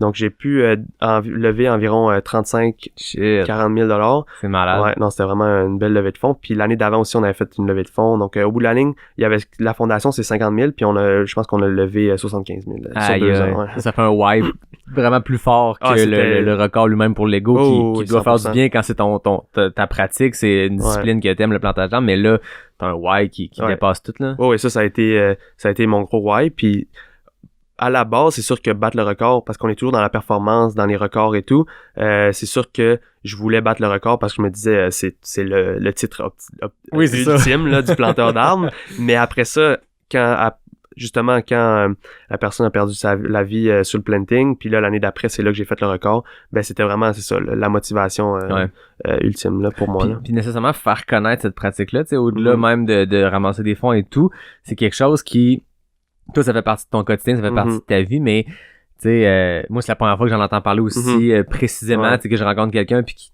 t'expliquer vraiment la réalité de ce travail-là, puis c'est certain que ça va inspirer du monde. Ta pratique, là, pas l'épisode lui-même, tant mieux c'est aussi, mais je veux dire, toi, ta pratique, comment t'en parles, que ton record Guinness a attiré l'attention vers ça, mais c'est une roue qui tourne, puis il y a sûrement des gens qui ont entendu parler de ça, qui vont se mettre à le faire, qui vont peut-être eux aussi changer leur vie, puis changer des vies en le faisant, fait que c'est une roue qui tourne, fait que ton record Guinness devient une bougie d'allumage pour plein d'affaires, là. Ben oui, 100%, puis c'est ça qui a aussi développé ma carrière, on peut dire, sur les réseaux sociaux, puis l'image que j'ai aussi là-dessus, parce que justement ça m'a vraiment créé beaucoup d'images là, sur les réseaux, puis beaucoup d'articles qui ont été créés, puis de gens qui ont voulu partager l'histoire. Donc c'est sûr que ça a créé un bel engouement. Mais ouais, le record au bout de la ligne, c'est sûr que c'était un très bel événement là. Fait que comment ça s'est passé ce 24 heures là? T'es en compétition d'ailleurs avec un autre. Exact. Il y avait, dans le fond, vu que le contrat où j'étais dans le nord de l'Alberta, on est 2 compagnies qui ont pratiquement toutes, c'est comme un monopole pour 2 compagnies, là, je vais comment dire ça, mais ils ont tous les arbres à planter dans cette région-là, puis c'est la compagnie forestière qui divise en 2. Ils font 50-50, puis c'est un contrat qui est en place depuis plusieurs années. Donc quand moi j'ai décidé de créer ce programme-là, cet événement-là, l'autre compagnie, vu qu'ils sont affiliés avec la compagnie forestière, ils ont dit on va faire ça égal, on va vous donner l'opportunité aussi de pouvoir embarquer dans le projet. Donc, mais tu sais, le gars avec qui je compétitionnais, lui, il était même pas enregistré chez Guinness, il avait rien fait, aucune démarche, lui, c'était vraiment juste pour son record personnel. Son record personnel. Ouais, ce que si t'avais battu, mettons, il avait fini avec plus d'arbres que toi. Lui, il aurait pas j'ai volé le punch, désolé tout le monde. Antoine a gagné. Ouais, c'est ça.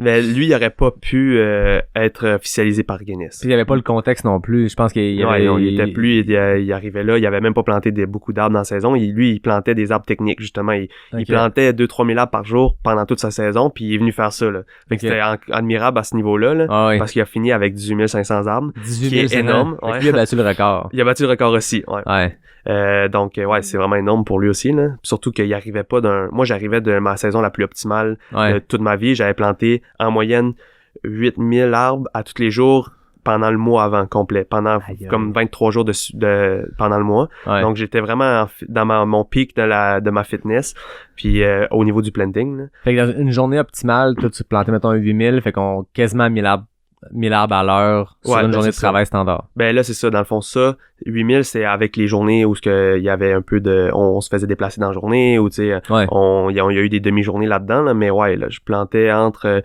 souvent, j'ai planté des journées à 9000, j'ai fait aussi une journée à 10 000 en 10 heures, donc 1000 arbres à l'heure pendant 10 heures. Ça, c'était vraiment mon test, le test ultime de savoir ton week-end choc. Ouais, un peu, là. Puis j'avais fait 8500, 9000 puis 10 000 en 3 jours, là, donc c'était un week-end choc, là. Puis j'avais fait plusieurs fois des trucs du genre, mais j'étais capable de le faire, donc ça me mettait en confiance, là. Puis là, l'objectif pour le 24 heures, c'était combien? Ben, dans le fond, dans ma tête, je voulais vraiment faire au-dessus de 20 000, mais ça, je le disais pas à haute voix parce que je voulais pas non plus paraître trop prétentieux, dans le sens où le record, c'était 15 000. Donc, dire, je vais faire 20 000, ça serait, on dirait que je me sentais pas à l'aise de dire ça. Donc, je disais 18 000. Puis, tu sais, je l'ai peut-être mentionné quelques fois où je me disais, OK, c'est sûr que 20 000, ce serait parfait, là. Ouais, c'est un beau chiffron. Ouais, c'est un beau chiffron, puis c'est hot de taper ce chiffre-là. Mais finalement, c'est ça, là, genre, ça a tellement bien été. J'ai planté au-dessus de 1000 arbres à l'heure pendant vraiment longtemps. Puis j'ai utilisé 23 000 arbres. Donc, 23 000 arbres, 60, c'est le record. 23 060. C'est complètement fou. Ça, moi, on dirait que le chiffre, ben, j'ai l'impression que c'est comme un moldu, un non-coureur. Tu dis qu'on fait des 100 000. Comme, je comprends que c'est beaucoup, mais je comprends pas. Savoir, et quand je l'ai transposé en arbres à la seconde, à la minute, puis même à la seconde, le nombre d'arbres, le nombre de secondes par arbre, en fait, tu le transposes de toutes ces façons-là, ça n'a aucun sens. Ah non, c'est vraiment, c'est difficile à imaginer. C'est combien? C'est 16 arbres à la minute? 16 arbres à la minute, là, 16 points quelque chose, puis c'est à toutes les 3.7 secondes. Là. Ouais. C'est ça. Mais en général, je plantais un arbre à toutes les 2.5 secondes, mais c'est qu'il fallait que je remplisse mes poches d'arbres, fallait que je mange, fallait que je me nourrisse. Tu avais un environnement autour, mais il fallait quand même que tu fasses justement toutes ces choses-là autour. Le monde n'est pas rempli ta poche d'arbres sur ton dos, là. Non, mais c'était quand même optimal à ce niveau-là. J'avais toujours des arbres, peu importe où j'étais. Donc, il y avait quelqu'un qui allait déplacer une boîte. C'est sûr qu'une boîte d'arbres, mais oui, c'est moi qui remplissais mes arbres. Les arbres sont enveloppés dans des petits plastiques, là, en bundle de 20 arbres. Donc, en petits paquets de 20 arbres. Donc, moi, je prenais les petits paquets d'arbres, puis je les mettais dans mes sacs, puis je les développais moi-même. Fait que ton 16 arbres à la minute, c'est quasiment un bundle à la minute. Ouais. Ça inclut le fait qu'il faut que tu défasses le bundle. Ouais, qui me prend une seconde ou deux, puis après ça, je le prends dans mes arbres. Je prenais environ 140 arbres, 120 arbres dans mes sacs à toutes les... je sais pas, là, c'est quoi, 8 minutes. Donc, à chaque 8 minutes, il fallait que je remplisse mes sacs. Ça me prenait peut-être 15-20 secondes. Puis après ça, il fallait que j'enlève les bundles. Fait que là, c'est sûr que il fallait que je sois vraiment rapide en plus de tout ça. Là, parce que, puis je me suis changé aussi. J'ai changé de vêtements 2-3 fois. J'ai changé de bottes une fois. Donc, ça a pris peut-être 4-5 minutes. Ouais, mais je mangeais des Barcliff, des gels. C'est ça. Mais parce que je connaissais pas vraiment les produits. Je prenais ça ça que je pensais que ça allait être bon. Là. Je savais vraiment pas à ce niveau-là, là, dans le temps. Là. Est-ce que... Bon, attends, je vais la première question. Tu termines, tu sais que de la Guinness, c'était quoi ton feeling à ce moment-là? Ben, j'étais vraiment heureux, là. C'était de la joie pure, là. C'était vraiment un highlight de ma vie, c'est sûr, là. J'étais vraiment content. Puis c'était aussi le fait d'avoir vécu avec d'autres personnes, là. Je me suis fait suivre à toutes les heures de la journée, là, à tous les instants, en fait, là. Fait que c'était vraiment un beau moment avec ces gens-là. Puis vu que je l'aurais pas pu le faire sans eux, donc c'est sûr que eux ils étaient dans l'événement, puis pour eux il y avait aussi le gros mérite, là. Donc comme un ultra, quelqu'un tu restes à le terminer, tu sais qu'il y a une équipe complète derrière, t'as un crew, t'as un pacer, t'as quelqu'un dans ton quotidien qui tolère, pas qui tolère, mais je veux dire qui est témoin puis qui vit ça avec toi aussi, tu sais que c'est beaucoup de choses, fait que c'est un accomplissement individuel, il y a un nom sur le record Guinness, mais toi tu le sais, l'armée qui est en arrière. Là. Ouais, exact. Puis aussi toute l'organisation, puis la journée, là, comment ça s'est déroulé, c'est ça aussi. Là, on arrivait là la veille, on a setupé notre campement, on a mis nos tentes, on s'est couché, le lendemain matin à 3h30, on se lève. J'ai commencé à 4h20, j'ai commencé à planter, puis après ça, eux, ils faisaient des chiffres de 4 heures. Donc, c'est les réglementations de Guinness, c'était de chaque assistant, pas assistant, mais chaque témoin pouvait pas faire des chiffres plus que de 4 heures. Devait se donner le flambeau à toutes les 4 heures, donner les informations, combien d'arbres j'avais planté pendant la session. Puis c'était toujours 2 en même temps. Donc, j'avais toujours 2 témoins qui m'assistaient. Donc, au bout de la ligne, les 6 témoins ont fait 8 heures chaque dans toute la journée. Mais eux autres, ils pouvaient pas vraiment dormir parce que quand il y avait... Exemple, c'était une équipe de 2 qui était témoin, mais après ça, il y avait quand même du travail à travers tout ça pour apporter des boîtes, apporter des arbres, la nourriture. On s'appelait au CB à la radio, puis on se disait, OK, Antoine, il y a besoin de tant d'eau, ou il y a besoin de se faire nourrir, ou va chercher des bas dans mon sac. Ça peut être n'importe quoi, mais c'était vraiment, l'équipe était pas toujours... Ils pouvaient pas aller se reposer tant que ça. Non, donc pour eux, c'était vraiment un gros défi aussi. Là. C'est immense, la logistique que ça prend pour créer un événement comme ça. Puis en plus, dans la gestion du terrain, j'allais juste dans les endroits où c'était vraiment beau, là. Donc si j'arrivais sur un endroit du terrain où c'était pas moins bon, la terre était un peu moins molle, ben là je skippais ça. Donc, après ça, eux les planteurs, ils devaient aller comme tout égaliser ma job. Donc pour eux, ils ont genre le lendemain, eux autres ils ont planté jusqu'à midi là. Donc ils ont pas dormi de la nuit, puis ils ont continué à planter. Chaque personne a planté au moins 5000 arbres pendant le record. Donc pour eux, c'était vraiment pas dormir puis planter, tu sais, c'est quasiment aussi tough là. C'est ça. Donc puis c'était pas juste comme moi, je me cassais pas la tête, je plantais les yeux fermés pratiquement là. Pour eux, ils devaient aller trouver les trous que j'avais laissés puis pour aller tout remettre ça carré là. pour qu'après ça, parce que le terrain, c'était un terrain de, je pense, 100 000 arbres. Donc moi, j'ai juste planté 23, puis l'autre avait planté 18. Donc il en restait à peu près 35 000 arbres à planter. Ouais, c'est Donc ça. il fallait mettre ça beau pour que les autres planteurs puissent venir faire une belle job après, puis qu'ils soient pas trop fâchés que C'est ça, j'avais du coup, au juste fait final, les c'est un beaux. record, mais il faut que Ouais. le terrain, faut que la job se C'est fasse. ça, au bout de la ligne, il fallait planter les arbres pareil. Là. Ah, c'est Ouais. malade. Si quelqu'un battait ton record, t'aurais-tu le goût de retenter ça? Ouais, je pense que oui. C'est sûr que maintenant, depuis 2 ans, je suis moins dans le planting de rapidité, là, Ouais. si je peux me permettre le De mot, performance, mais, ouais, de hein. performance. Mais oui, c'est sûr que j'aimerais vraiment ça. Ça, c'est quelque chose qui me passionne. Là. Fait Mais que- en parallèle, tu disais tantôt, j'ai fait ça sans trop de connaissance de nutrition, là, Ouais, en avec plus, l'ultra, Ouais. je sais que t'as optimisé ces pratiques-là, ces connaissances-là, donc Vraiment. probablement que tu pourrais adapter ce que t'as appris en ultra ou Ouais. même dans ta vie pour mettre ça là-dedans. Oui, puis Fait je que- courais pas beaucoup dans ce temps-là. Je courais des marathons une fois par année, mais à part ça, j'allais pas courir. Là. Je Ouais, faisais c'est juste ça. le marathon direct, Ouais, sans vraiment m'entraîner. ouais. Donc, au bout de la ligne, maintenant, avec l'endurance que j'ai développée avec la course à pied puis ma fitness, c'est sûr que j'aurais plus de facilité à le faire. Là. Ouais. Puis j'ai fait beaucoup de défis 24 heures depuis. Donc, j'ai plus l'idée de c'est quoi. Ça, c'était mon premier défi 24 heures. Donc, je savais pas c'est quoi, puis je savais pas si j'allais être capable de toffer Gestion tout du le long. sommeil, Gestion du de tout sommeil, ça, là, gestion de ouais. la nutrition,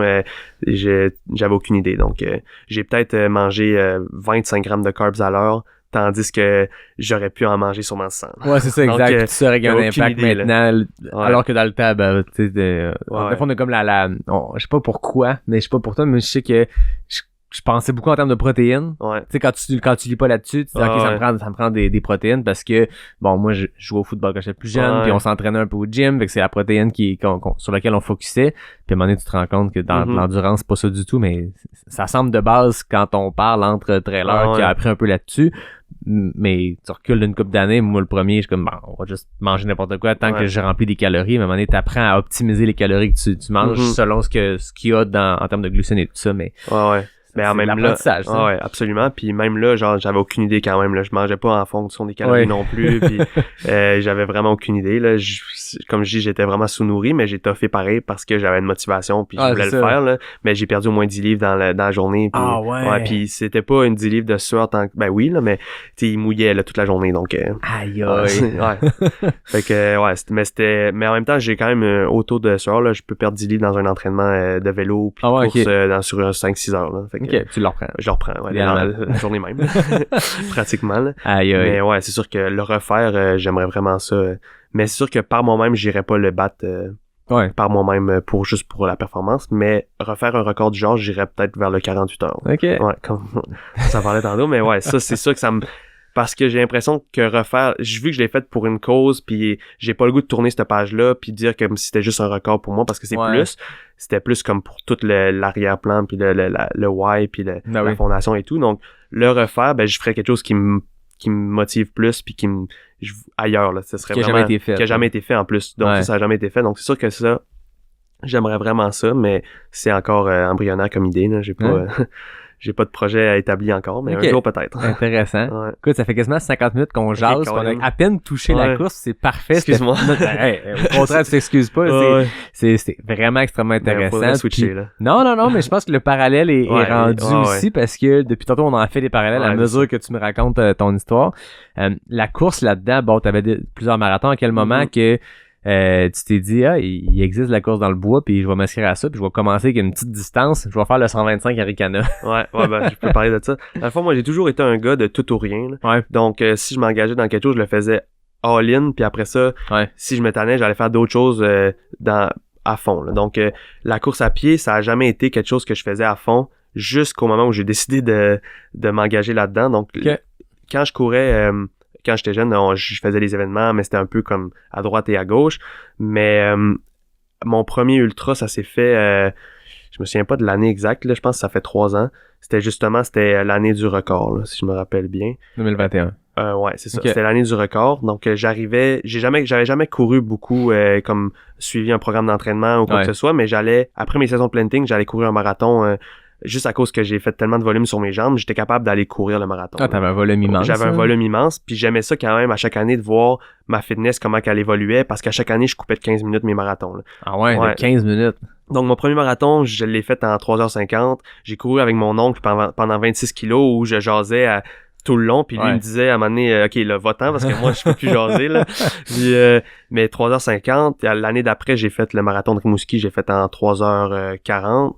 Après ça, j'ai fait le marathon de Moncton l'année d'après, où mon oncle m'avait dit, j'avais aucune idée, puis je m'étais pas entraîné pour ça, puis j'hésitais même à quel soulier j'allais mettre, je savais vraiment pas, là, j'étais pas un coureur. Puis là, je parlais de mon temps, puis je dis, je vais essayer de 3h50, là, 4h, j'ai aucune idée. Puis là, lui, il me dit, si tu le fais en bas de 3h30, je te donne 500$. Puis là, j'étais comme, Colin, 3h30, mais j'avais jamais couru. Tu sais, même juste faire un 5 kg à ce pace-là, je sais même pas si, je le savais même pas, là, Ouais. si j'étais capable de faire ça. Je suivais pas de programme où j'avais pas ce travail, là, tu sais. Ouais. Donc, puis là, je regardais les paces, puis là, j'avais pris un bracelet du marathon qu'il te donne un petit bracelet en papier qui a toutes les paces dessus. OK. Fait que tu peux suivre, exemple, t'as le marathon à 3h30, ben t'as toutes les paces puis tous les kilomètres de quel temps que tu dois passer. Donc là, j'ai pris ça, je me suis mis tout ça autour du bras, puis j'ai dit, bon, ben, au tout pour le tout, je vais essayer, ça peut être le fun. Puis j'étais bien à l'argent, là, surtout dans la performance, là, vu que le planting, c'est un peu ça, là. Ah oui. T'es en performance, mais à chaque arbre que tu plantes, t'as de l'argent au bout de la ligne. Oui, là. c'est ça. Mais c'est sûr que ça m'a motivé un peu. Puis là, je suis parti, je crois que c'était du 4,57 là. Ouais. Puis j'ai passé ça en 3h28. T'as collé ça tout le long. puis- Ouais, j'étais il faisait je pense 3 degrés puis je m'étais mis en culotte courte, camisole, puis j'ai dit let's go. À un moment donné, j'avais tellement froid, j'étais plus capable de prendre les trucs dans les ravitaux là, Aïe, j'avais les aïe. doigts gelés, mais j'étais vraiment j'étais motivé, fait que je l'ai rentré en 3h28. Puis ça c'est là que ça m'a donné un peu la piqûre du genre OK, je suis capable de quand même courir, Ouais, c'est puis ça. j'améliore mes temps, puis c'est intéressant. Donc ça j'ai vraiment tombé en amour avec ça. L'été d'après non, ça c'était je crois que c'était au printemps.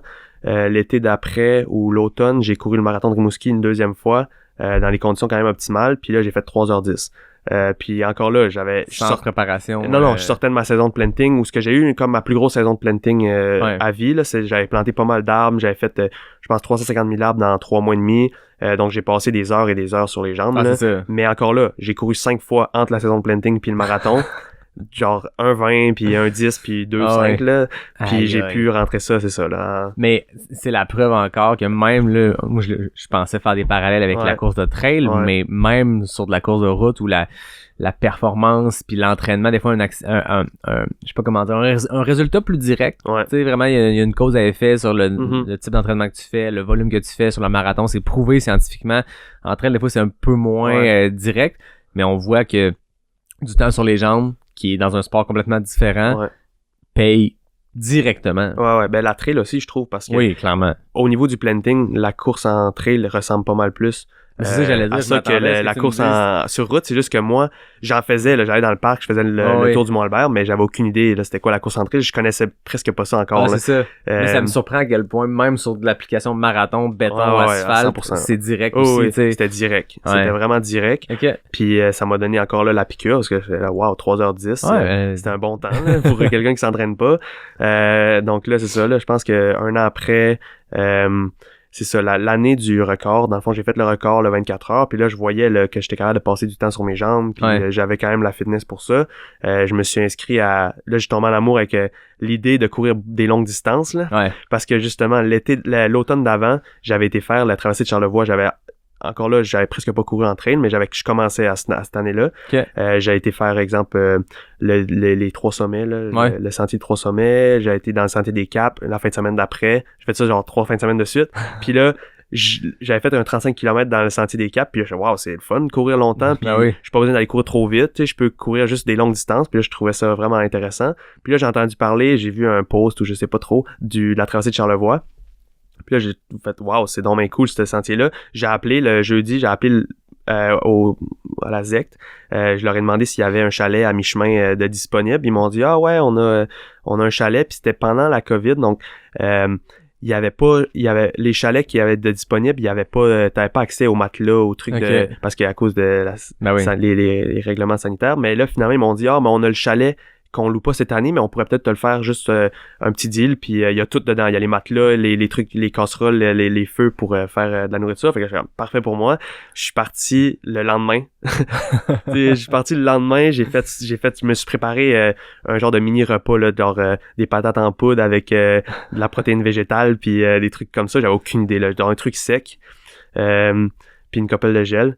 Je suis parti le lendemain, j'ai fait le 50 kilos, je suis arrivé au chalet, je suis parti avec un 8 litres, un Salomon 8 litres avec juste comme une bouteille de sirop d'érable puis une bouteille d'eau avec un filtre, puis non, j'avais même pas de fil dans ce temps-là, je mettais des pastilles dans mon eau. Okay, ouais. Puis j'ai bien fait, j'ai trouvé ça vraiment tough là, parce que c'était difficile quand même de faire ça 50 km 2 fois de suite là, mais non, ça m'a donné la piqûre là. Puis encore là l'effort back-à-back de te lever le lendemain d'un 50 de repartir, nécessairement des mois de planting prépare pour ça. Là. Oui, moi c'était vraiment dans mon élément là, de te lever le lendemain puis d'être capable de le refaire là. Fait que c'est ça. Donc là j'ai fait ça puis ça m'a donné la piqûre à 100%. Donc là l'année d'après quand j'ai fait le record, je savais que j'étais capable de courir en trail, mais tu sais je savais pas vraiment que c'était quoi la course en trail en théorie là. Fait que là, quand j'ai appris à Ricana, j'ai vu ça une course, wow, c'est donc bien cool un événement. Sur la traversée de Charlevoix que tu venais de faire, en plus mais ça je avec connaissais un peu plus de kilomètres, un petit peu plus, puis des ravitaux. Ouais, c'est ça, c'était comme bien plus optimal. Là. Ouais, c'est ça. Fait que là je me disais je vais essayer ça. Là. Je me suis inscrit. Puis j'ai sorti de la saison de planting, j'ai été courir le tour du Mont-Albert, 18 kilos, puis j'ai des bonnes jambes, je vais être prêt. C'est vraiment ça qui s'est passé là. J'ai couru 18 kilos, c'était ma plus longue course dans l'année là, pratiquement là. J'ai été faire puis je me suis pas trop pressé là, je suis parti dans les derniers 1 heure après les premiers parce que c'était un rolling start là, on partait quand on voulait.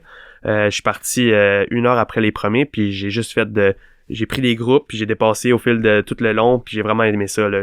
J'atterrissais dans un groupe de coureurs, je parlais avec eux, j'avais du fun puis là après ça j'ai dépassé puis là je partais dans le prochain groupe puis j'ai fait ça tout le long de la course puis j'ai vraiment aimé ça là. C'est une expérience communautaire aussi, il y a pas plus communauté cool. Trail que si tu veux vraiment baigner là-dedans que de jaser avec du monde pendant un événement puis t'imprégner de toutes les personnes que tu rencontres puis c'est formateur là. Ouais, absolument. Puis là à chaque fois que je parle de la course en trail à des gens où ils me demandent des conseils ou quoi que ce soit, je dis toujours de faire ça, c'est la meilleure expérience que j'ai pas pu faire pour mon premier ultra, de partir le plus lentement possible, puis au fil de la course d'augmenter ton pace selon l'énergie, parce que on n'a pas vraiment la référence, même si j'avais fait la traversée l'année d'avant, j'avais aucune référence à partir de 60 kilos, sur comment j'allais me pacer, comment j'allais savoir comment mon énergie j'allais la gérer, donc ça m'a vraiment aidé là, parce que j'ai pu mon kilomètre le plus rapide là, c'était le kilomètre 122 là. Donc puis à la fin j'avais de l'énergie là. C'est sûr que j'étais vraiment fatigué là, mais puis au bout de la ligne c'est sûr que la gestion de course c'était pas la plus optimale là. J'aurais pu me pousser plus, mais c'était vraiment là, je pense qu'on sait jamais comment se passer tant que tu le complètes pas une première fois puis tu fais ok, j'ai encore tu sais, faut lever à un moment donné une course où tu dis ok, j'ai encore un peu de jambes, donc maintenant je sais que je peux me pousser une petite affaire plus à tel endroit puis c'est naturel de le faire comme ça là. Ouais, puis encore là ça varie tellement sur 125 km que une année tu peux faire un bon temps puis l'autre année ça va moins bien ou tu sais la température est différente. T'as vécu 2021 où la température était quand même clémente, t'as vécu 2022 qui était extrêmement chaud, puis t'as vécu 2023 qui était extrêmement boueuse. Ouais. Là, je les ai toutes vues là. Ouais. Puis ça me donne juste le goût de le refaire. Là. Ouais, c'est ça. Vraiment la course là. Cette course-là. La première fois tu le fais, tu complètes ton 125. Ouais, j'ai fait en 20h05 minutes. Donc c'est sûr que là j'étais un peu déçu. Ouais, ça partait fort, mais j'étais 5 minutes, j'aurais pu sur 125 kilos là, juste j'avais aucune idée là. Ben non, c'est ça. Mais ouais, j'étais vraiment content de mon temps là, c'était un bon temps. Ben oui, vraiment beaucoup. Tu sais autour de 20h sur ce 125 là, c'est vraiment rapide. T'es dans le premier tiers, c'est pas le premier 20%. 25e, je pense. OK. Ouais, 25e. Moi, j'étais super satisfait. Là. J'avais aucune idée, je m'attendais pas à ça. Là, pour mon premier ultra, là aussi. Fait que là, tu fais le premier, t'arrives avec une expérience de temps sur les jambes qui est immense du planting. Pour l'année suivante, est-ce que tu as adapté quelque chose dans ta pratique, dans ta préparation pour arriver au 125 en 2022? J'ai fait un backyard ultra, là, comme un mois après, là, le Devil's Backyard Ultra. L'année après ma première édition des Ricana.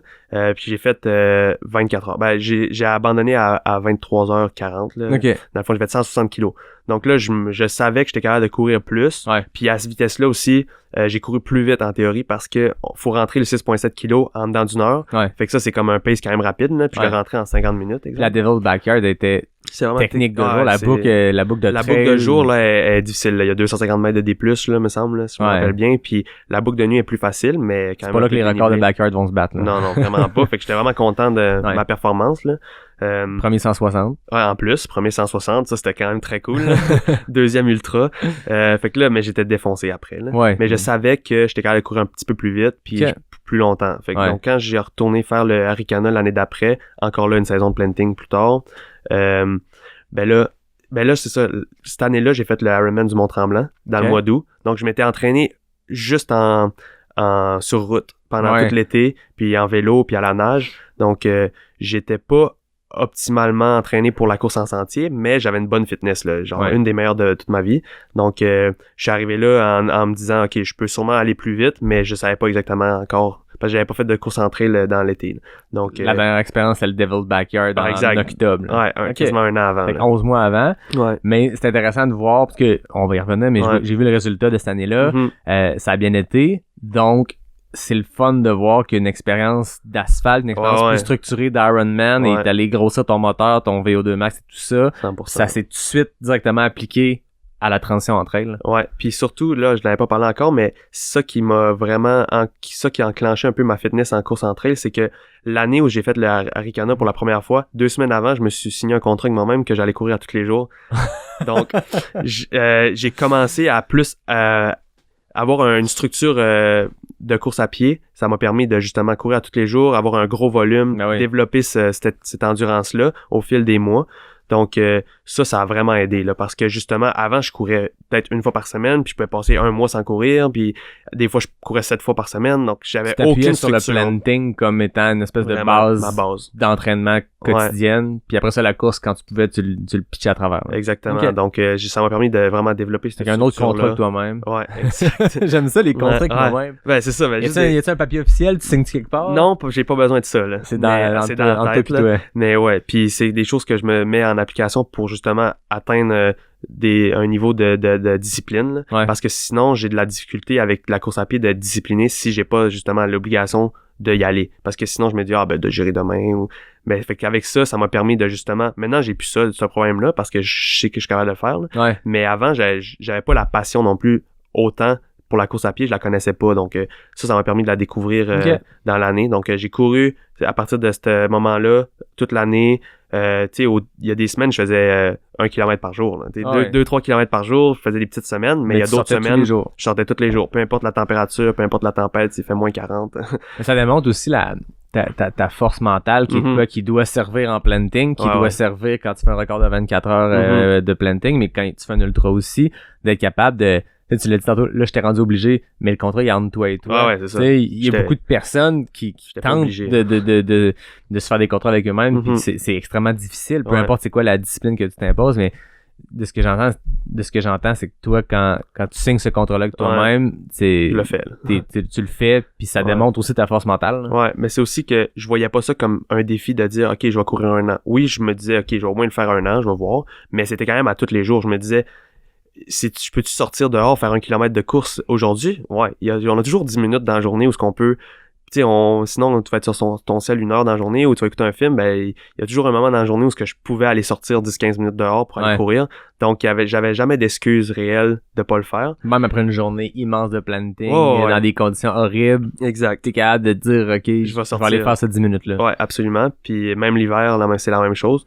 Donc, on peut toujours le faire selon moi, fait que ça m'a permis de justement atteindre cette discipline-là, puis le volume aussi, parce que cette année-là, j'ai couru 3000 km là, dans cette année-là, puis je courais à tous les jours. Donc, plus le planting. Tu rajoutes une grosse couche de très spécifique versus, je veux dire, tu réussis à faire 20h05 à Arikana 125 avec un entraînement de planting, là, rajoute 3000 kilos de spécifique, c'est sûr que ça allait bénéficier, là. Puis en plus j'avais fait peut-être 4000 bikes de vélo, 4000 km de vélo, puis mais la nage, j'ai commencé à nager 6 mois avant l'Ironman, puis j'avais jamais nagé de ma vie, donc j'ai pas fait beaucoup de nage, là, avant mon Ironman, j'ai nagé 70 000 mètres, là, c'est...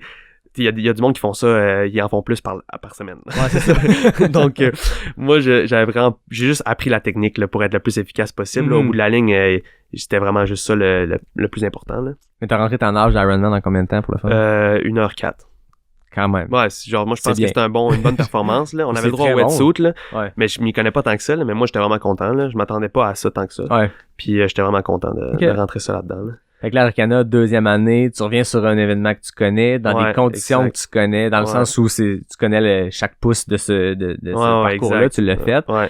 Ça s'est passé vraiment très bien. Ouais, mais j'ai fini 5e, je pense que j'ai fait 17h40, puis j'étais vraiment content, là, c'était une belle performance. C'est immense, là. Ouais, je le réalisais pas tant, parce que je me disais, tu sais, au bout de la ligne, il il y avait Elliott Cardin, puis mais les autres je les connais pas vraiment, mais tu sais c'était vraiment une belle édition pour justement performer puis réussir à faire un podium là. Ouais. Donc ouais, mais Elliott, je me souviens, il m'avait battu peut-être de 3 heures là. Tu sais, au bout de la ligne, c'était pas la même game là, mais ouais, moi c'était une belle édition. C'est ton 3e ultra en comptant le backyard. Exact, c'est ça. J'avais aucune idée aussi encore là de quel pace que je devais aller chercher, puis comment gérer ma nutrition aussi là. C'est encore un nouveau 2h30 sur un temps d'une année d'avant, c'est beaucoup en une seule année là. Ah ouais, c'est sûr là, j'étais vraiment content là. Puis je me sentais beaucoup mieux aussi le lendemain là. Je veux dire, la première année que je l'ai faite, j'avais de la misère à courir le lendemain. Là, le lendemain d'Arikana l'année dernière, j'ai couru peut-être 5-6 kilos. Là. J'étais capable de courir. Fallait que tu le fasses là. Ouais, exact.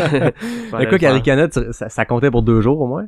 Ouais, ben oui, ça comptait pour 2 jours, absolument. Ouais. Parce qu'en partant à 13h, nécessairement, tu le temps même pas dans la même journée. Ça comptait pour vendredi, samedi. Voilà. Mais puis je me souviens, j'ai couru, la semaine d'après, j'ai couru 80 km là. Okay. Donc j'étais vraiment capable d'atteindre ce volume-là, puis j'avais une meilleure adaptation à ça là. De revenir aussi vite après, tu sais, courir le lendemain, courir 80 km la semaine suivante, ça t'a-tu dit, il me reste...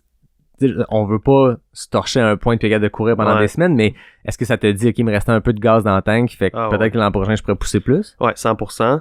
Puis parce que justement 2 jours après je partais en Europe avec mon ami Raphaël, puis on a couru des 25 km dehors dans la semaine, puis on visitait, dans le fond c'était une super belle façon de voyager là, on visitait, on se prenait des spots où on voulait aller visiter puis on allait les courir. Donc c'est ça, genre dans les semaines après ça a été 80, 100, 110, 130, puis on a fait aussi le tour du Mont Blanc, donc on a fait une semaine de 200 kilos comme 2-3 semaines après l'Arikana là.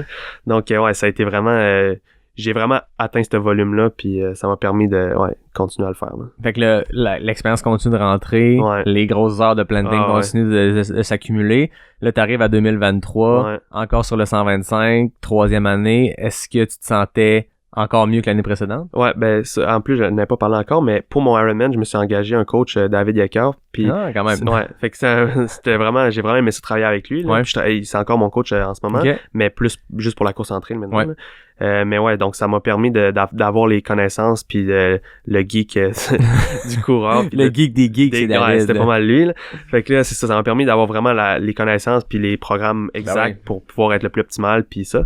Donc après ça, j'ai pu avoir vraiment un programme d'entraînement toute l'année puis pour pouvoir m'entraîner pour ça. Donc 2023, c'est la même chose. Je me suis entraîné plus spécifique. En plus que j'ai fait plusieurs autres courses là, durant la saison. Là. J'aimerais ça t'entendre rapidement. Je vais pas mettre... on parle de l'enchaînement de tes 125, mais t'as fait le QMT 10 qui descend. Ouais, mais ça, c'était ma première expérience de faire... J'ai jamais fait... En fait, toutes les ultras que j'ai faites, c'est Arikana. Dans le fond, j'avais jamais fait d'autres courses en sentier de courte distance, puis j'ai une certaine habileté que j'ai découvert dans les dernières années de descente puis de course technique. Donc là, je me suis dit j'avais été le pratiquer, puis j'ai vu que j'étais comme dans les bons temps là. Donc, je me suis dit je pourrais peut-être aller le faire dans l'événement, fait que je me suis inscrit. Pour ceux qui connaissent pas, on la commence en haut, fait qu'on pogne la gondole, on monte en haut du Mont-Saint-Anne, puis 10 km plus tard t'es en bas. En bas, exactement, on descend dans la Pichard, puis après ça le sentier des sentiers de vélo, puis après trucs que tu peux jamais accéder dans le quotidien, à moins que tu ailles à 3h du matin là. Ouais, exact. J'avais été une journée qui mouillait pour me pratiquer, puis il y a personne là. Mais fait que c'était vraiment le fun là, j'ai vraiment challengé. T'es rentré ça en quoi, 39-50 je pense. 10.8 km. 10 kilos sur asphalte flat qui est solide. Ouais, puis c'est 10.8 kilos en plus là. Donc, en descendant, première place. Ouais, j'étais vraiment content. Complètement différent de ce que t'étais habitué de faire en train, là. Complètement différent, là. Moi, j'étais toujours dans le petit train va loin, puis là, j'ai été dans... Le petit train faut qu'il aille vite en crise. Ouais, maudit. C'est ça. Mais, puis encore là, c'est ça, là. Mon premier kilo, je l'ai rentré en 2.33, là. La descente de la Pichard, là, c'était... Aïe. T'as regardé où tu vas, mais tu vas pas trop te contrôler, là. Ah, c'est ça. Ouais, c'est vraiment all out, là. J'ai vraiment aimé ça, là. C'était une belle expérience, mais j'ai été beaucoup plus défoncé après ça que mon Arikana cette année. Ouais, c'est ça, hein. Ça m'a pris une semaine, puis même la semaine après, j'ai pas pu faire mes intervalles la fin de semaine parce que j'avais mal partout, là. Les quads t'as explosé. Ben, les quads, puis les hanches, un peu toutes, là. Ouais. Parce que j'ai l'impression qu'à la vitesse qu'on allait, ben, j'ai pas tant travaillé les quads, oui, mais c'était plus comme on moulinait les jambes, là. Tu te laisses aller, là. Tu te retiens pas. Ce qui défonce le plus les quads, c'est quand tu te retiens. Oui, je comprends. Tu vas le plus technique possible, mais aussi en te retenant puis en allant pas trop vite. Mais quand tu te laisses aller, puis tu moulines juste tes jambes, c'est une jambe devant l'autre, puis tu réussis à avoir la technique de ça. C'est les hanches puis le dos à la limite qui impacte plus, là. Le hanche puis le dos. Ouais. Vraiment. Fait que ça m'a vraiment défoncé pour une semaine. Là, je comprends qu'à ton 3e Arikana 125, les Morios, tu l'as descendu à ce pace-là. Ben oui puis non, là, parce que j'étais quand même... j'allais vite, là, déjà, puis je savais pas trop, là. C'est la première fois que je faisais l'Arikana où je me disais, OK, je vais essayer de voir, comme je vais pousser pour voir si je peux vraiment aller le plus vite possible, le plus longtemps possible. Ouais. Puis encore là, en trail, c'est dur à gérer, là, mais je me souviens, dans les Morios...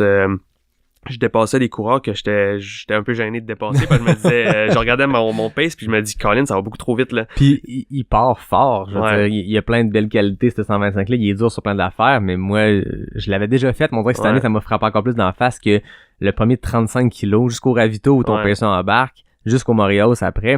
Je pense, dans les longues distances au Québec, je pense que c'est le 35 kilos le plus challengeant. Ouais, puis c'est ça, surtout les Morios, là. Mais je me souviens quand, c'est ça, j'ai dépassé Jeff Cochon dans la descente des Morios, puis là, j'ai déjà été courir avec Jeff, puis je savais qu'il y avait une bonne fitness, là. Ouais, moi, c'est ça. J'étais un peu syndrome d'imposteur de le dépasser, puis je me suis retenu un peu dans la descente, mais tu vois, me semble que j'ai fait le top 4, là, dans la descente des Morios, là.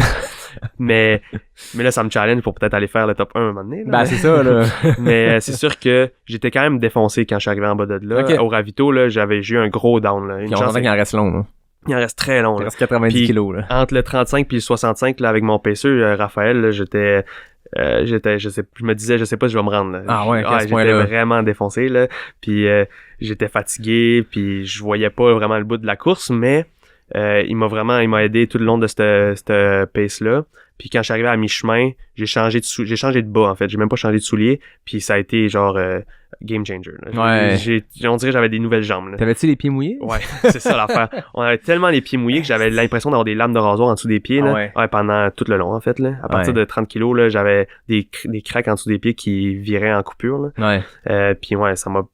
Changer de bas, ça m'a vraiment aidé là, pour au moins 10 kilos. Le temps que changer de choses... C'était tellement mouillé, puis surtout qu'après les Hautes-Gorges, c'était juste ça, là. Il restait que de la boîte. Mm-hmm. Fait que changer de choses, oui, ça peut faire du bien dans une course, mais changer de bas, moi je suis pareil avec toi, les fois dans ma vie où j'ai changé de bas dans des défis ou dans des courses, t'as l'impression de faire un reset total. Ouais, c'est ça, exact. Puis c'était juste parce que mes souliers étaient ailleurs, puis j'avais oublié des poignées à l'autre ravito, là. Wow. Fait que, mais finalement, j'avais juste d'autres bas. Fait que j'ai pris les bas, puis ça a aidé parce que j'étais content de garder ces souliers-là, là, parce que j'avais pas 2 paires de souliers exacts. J'avais des Tecton X de Hoka, puis les Speedgoat 5. Fait que là, j'ai switché avec les Speedgoat au kilomètre 90, je pense, là. OK. T'as gardé les Tectons jusqu'à tout le long. Okay. Puis j'ai vraiment aimé ça, là. C'est des bons souliers, là. J'ai trouvé ça parfait, là. C'était celui-là pour la course. Belle plug, mais j'ai en même temps que toi, fait qu'on peut le ça. plugger, là. Ouais, on peut le plugger. Même pas mal. Non, pas en tout. Ils font juste du Hoka, là. C'est la meilleure chose pour faire Arikana. Vraiment. J'ai aimé ça parce que, Puis là, c'est ça, là, quand j'ai recommencé à mi-chemin, j'avais comme un gros boost d'énergie. Là. Contrairement à mon dernier 30 kilos, là, je me sentais tellement bien. Puis là, j'étais rendu, je pense, 7-8e. Puis là, j'étais genre, OK, wow, c'est hot, là. Je m'attendais pas à ça parce qu'il y avait un gros field, là, cette année. Là, il y avait beaucoup de coureurs, là. Les têtes d'affiche, il y en avait comme 30, là. Ah, c'est ça. Contrairement à l'autre année, il y en avait peut-être 4, là. J'étais vraiment surpris de ma performance, puis j'étais content, puis ça allait bien. Fait que là, j'ai commencé à dépasser des coureurs, puis j'ai commencé à me sentir de mieux en mieux. Puis il y avait une section, là, c'est entre Jet Bleu, je pense, puis le kilomètre 80, où c'est une section la plus technique, puis la plus tough, là, puis surtout mentalement, c'est là que le monde abandonne pas mal, souvent. Là. C'est boiteux. Là. C'est boiteux, puis c'est un faux plat montant pendant 15 kilos. Mais là, moi, les autres années avant, je l'avais fait avec quelqu'un tout le temps. J'étais tout le temps accompagné par un autre coureur, puis on a jasé, puis à chaque fois, je me disais, c'est pas grave, là, je suis pas ici, je vais gagner mon temps. Non. Mais là, cette année, je me suis dit, OK, là, c'est comme une des petites erreurs que j'avais faites les autres années. J'aurais pu pousser plus dans cette section-là. Puis là, je l'ai couru tout le long. Fait que là, j'ai gagné, là, je sais pas exactement le temps que j'ai fait sur ce segment-là, là, mais je me souviens que j'ai dépassé 4 coureurs, je pense. Fait que je suis passé de 8 à 5e. On s'entend que n'importe qui écoute en ce moment, qui un jour veut faire cette course-là, peu importe la performance, faut que tu te gardes des jambes pour la deuxième moitié. Absolument. Parce que la première peut te démolir les jambes. Elle est plus challengeante, à mon sens, à moi, cette première moitié-là, mais faut que tu te gardes des jambes pour Jet Bleu jusqu'au Coyote. Absolument. Ce tronçon-là est destructeur. Puis moi, cette année, c'est là que j'ai perdu du temps parce que il était rough, il était boiteux, puis mentalement, je sais pas dans un bon état, mais j'avais encore des jambes, fait que j'ai pu avancer, même si c'était lent, mais faut que tu te gardes. Cette section-là, je pense que c'est là qu'il est le nerf de la guerre, parce que le monde abandonne soit Haute-Gorge parce que t'as la moitié de fête, t'es démoli, puis te reste l'autre moitié. C'est de nuit, c'est tough. Mais Coyote aussi, puis quand t'abandonnes au Coyote, c'est long sortir de là. Fait que c'est mieux de continuer, mais faut vraiment se garder des jambes pour ce tronçon-là, comme tu dis, qui est 15 kilos de montée. C'est long, puis c'est technique. Tu regardes le profil, puis Non, ça il a l'air de rien, mais non, vraiment. C'est souvent ça qui arrive. Tu vois pas que c'est juste des roches au niveau du genou, puis les racines partout, puis de la boîte, là. Parce que non, c'est pas technique, Arikana. Les gens disent ça, c'est pas technique. Ben, il y a des sections vraiment roulantes, là, par contre, là, on peut pas le nier, là. Ouais, mais il y a des sections. Ouais, ça, c'est pas technique. C'est pas roulant du tout, là. Ah, non. Donc, ouais, là, puis ça, je suis arrivé, j'étais 4e, en fait. J'ai dépassé les 2 Marocains, puis mais là, ça commençait à aller moins bien à ce moment-là, là. Okay. J'ai commencé à uriner pas mal plus foncé puis rouge du sang, mais ça m'inquiétait, mais en même temps je me sentais tellement bien que genre je savais comme pas quoi penser de ça, parce que quand tu commences à uriner du sang, tu te dis ok, faut que t'arrêtes là. Mais là je me sentais super bien, fait que là j'ai continué, ça allait bien, mais là j'ai parlé avec le monde qui était là pour les médics, puis ils m'ont dit si tu commences à t'hydrater un peu plus en électrolytes, parce que je buvais beaucoup d'eau, là, j'avais de la misère à ma soif, j'avais tout le temps soif, là, tout le temps, puis je pouvais caler 1 litre d'eau puis j'avais soif pareil. Mais là c'est ça l'affaire, c'est que je calais de l'eau puis c'était pas bon, là. C'est juste que ça me prenait des électrolytes, mais j'en buvais beaucoup, là. Je buvais de la Prunac là dans toutes mes bouteilles, sauf que quand j'arrivais à un ruisseau à mi-chemin, mettons entre 2 ravitaux, je buvais de l'eau parce que c'est juste ça que j'avais là, je comprends. avec mon filtre. Mais puis j'étais pas capable j'avais tout le temps soif. Fait que là je me suis déminéralisé. J'ai trop bu d'eau, fait que mon taux de la concentration d'électrolytes dans mon sang était diminué, puis là mes reins envoyaient un signal à ma vessie d'uriner pour faire égaliser ça, mais j'avais rien dans ma vessie parce que je suais tout. Il faisait quand même très chaud là, puis j'ai sué, fait que j'avais rien à uriner, fait que là ça créait une irritation, puis en tout cas c'est assez technique, mais c'était ça. C'est important de l'expliquer parce que c'est une erreur, c'est une situation qui peut arriver à n'importe qui dans une course, puis des fois si on n'a pas le réflexe de dire j'urine d'une couleur trop foncée, je dois pas assez m'hydrater, mais je bois sans arrêt. Mais si tu bois juste de l'eau, c'est pas mieux, tu sais. Même que j'ai parlé à des spécialistes, puis ils me disaient vraiment de pas boire d'eau. Boire seulement des électrolytes, puis moi j'ai jamais fait ça, là. Je veux dire, c'est quelque chose qu'on sait pas puis on en parle pas beaucoup, mais c'est quelque chose qu'il faudrait plus en parler ou plus apprendre, parce que selon ce que la quantité d'électrolytes que tu sues, il faut vraiment évaluer ça pour savoir si t'en as besoin, parce que moi j'aurais dû boire juste de la poudre ou juste des électrolytes tout le long, là, mais j'ai bu beaucoup d'eau, fait que ça m'a c'est le métier qui rentre, là. Ouais, c'est ça, exact. C'est l'expérience après, là, puis c'est des apprentissages comme ça qui font en sorte que je deviens un meilleur coureur, là. Puis là, t'en parles, il y a du monde qui écoute, qui n'ont peut-être pas à se rendre jusqu'à pisser du sang pour faire justement. Puis puis même avant, là, c'est la préparation là, d'hydratation avant la course, là. Moi, je pouvais boire, à chaque course, moi, j'ai toujours eu l'idée de boire beaucoup d'eau les journées avant. Par contre, c'est quasiment pas suggéré de faire ça, puis c'est quasiment juste boire des électrolytes avant, pour justement être sûr que ton niveau d'électrolytes dans le sang est balancé. Fait que boire un drink qui est balancé en électrolytes, c'est vraiment important, là. C'est ça.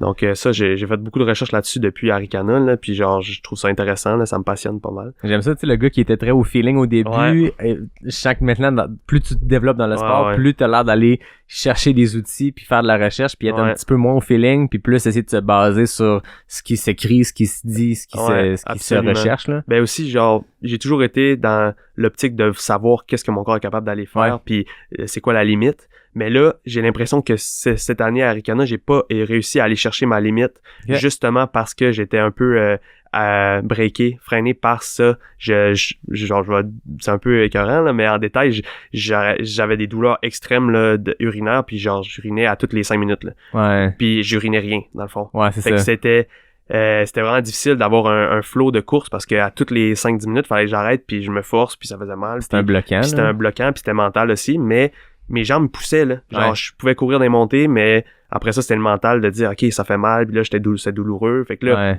j'étais rendu que j'avais mal à la vessie, mais je me focusais sur la douleur que j'avais en dessous des pieds pour oublier. Genre, c'était intense, là. Je me focusais sur les couteaux que j'avais en dessous des pieds, justement, pour pouvoir avancer plus vite, là. C'est bon, ça. Des fois, là, j'allais un peu chercher tous les trucs que je pouvais trouver, là. Mais, puis c'est aussi, j'ai eu mon pacer à la fin pour les 15 derniers kilos. Raph, il est venu courir avec moi, fait que ça a aidé beaucoup, là. Mais tu sais, ça a fait un gros clash quand il m'a vu, parce que lui, quand il m'a quitté, j'allais pas bien, mais ça allait bien après. Il a vu mes performances jusqu'au kilomètre 110. Quand il est rentré avec moi, il m'a vu arrêter pisser pour la première fois. Il est comme, wow, qu'est-ce qui se passe là?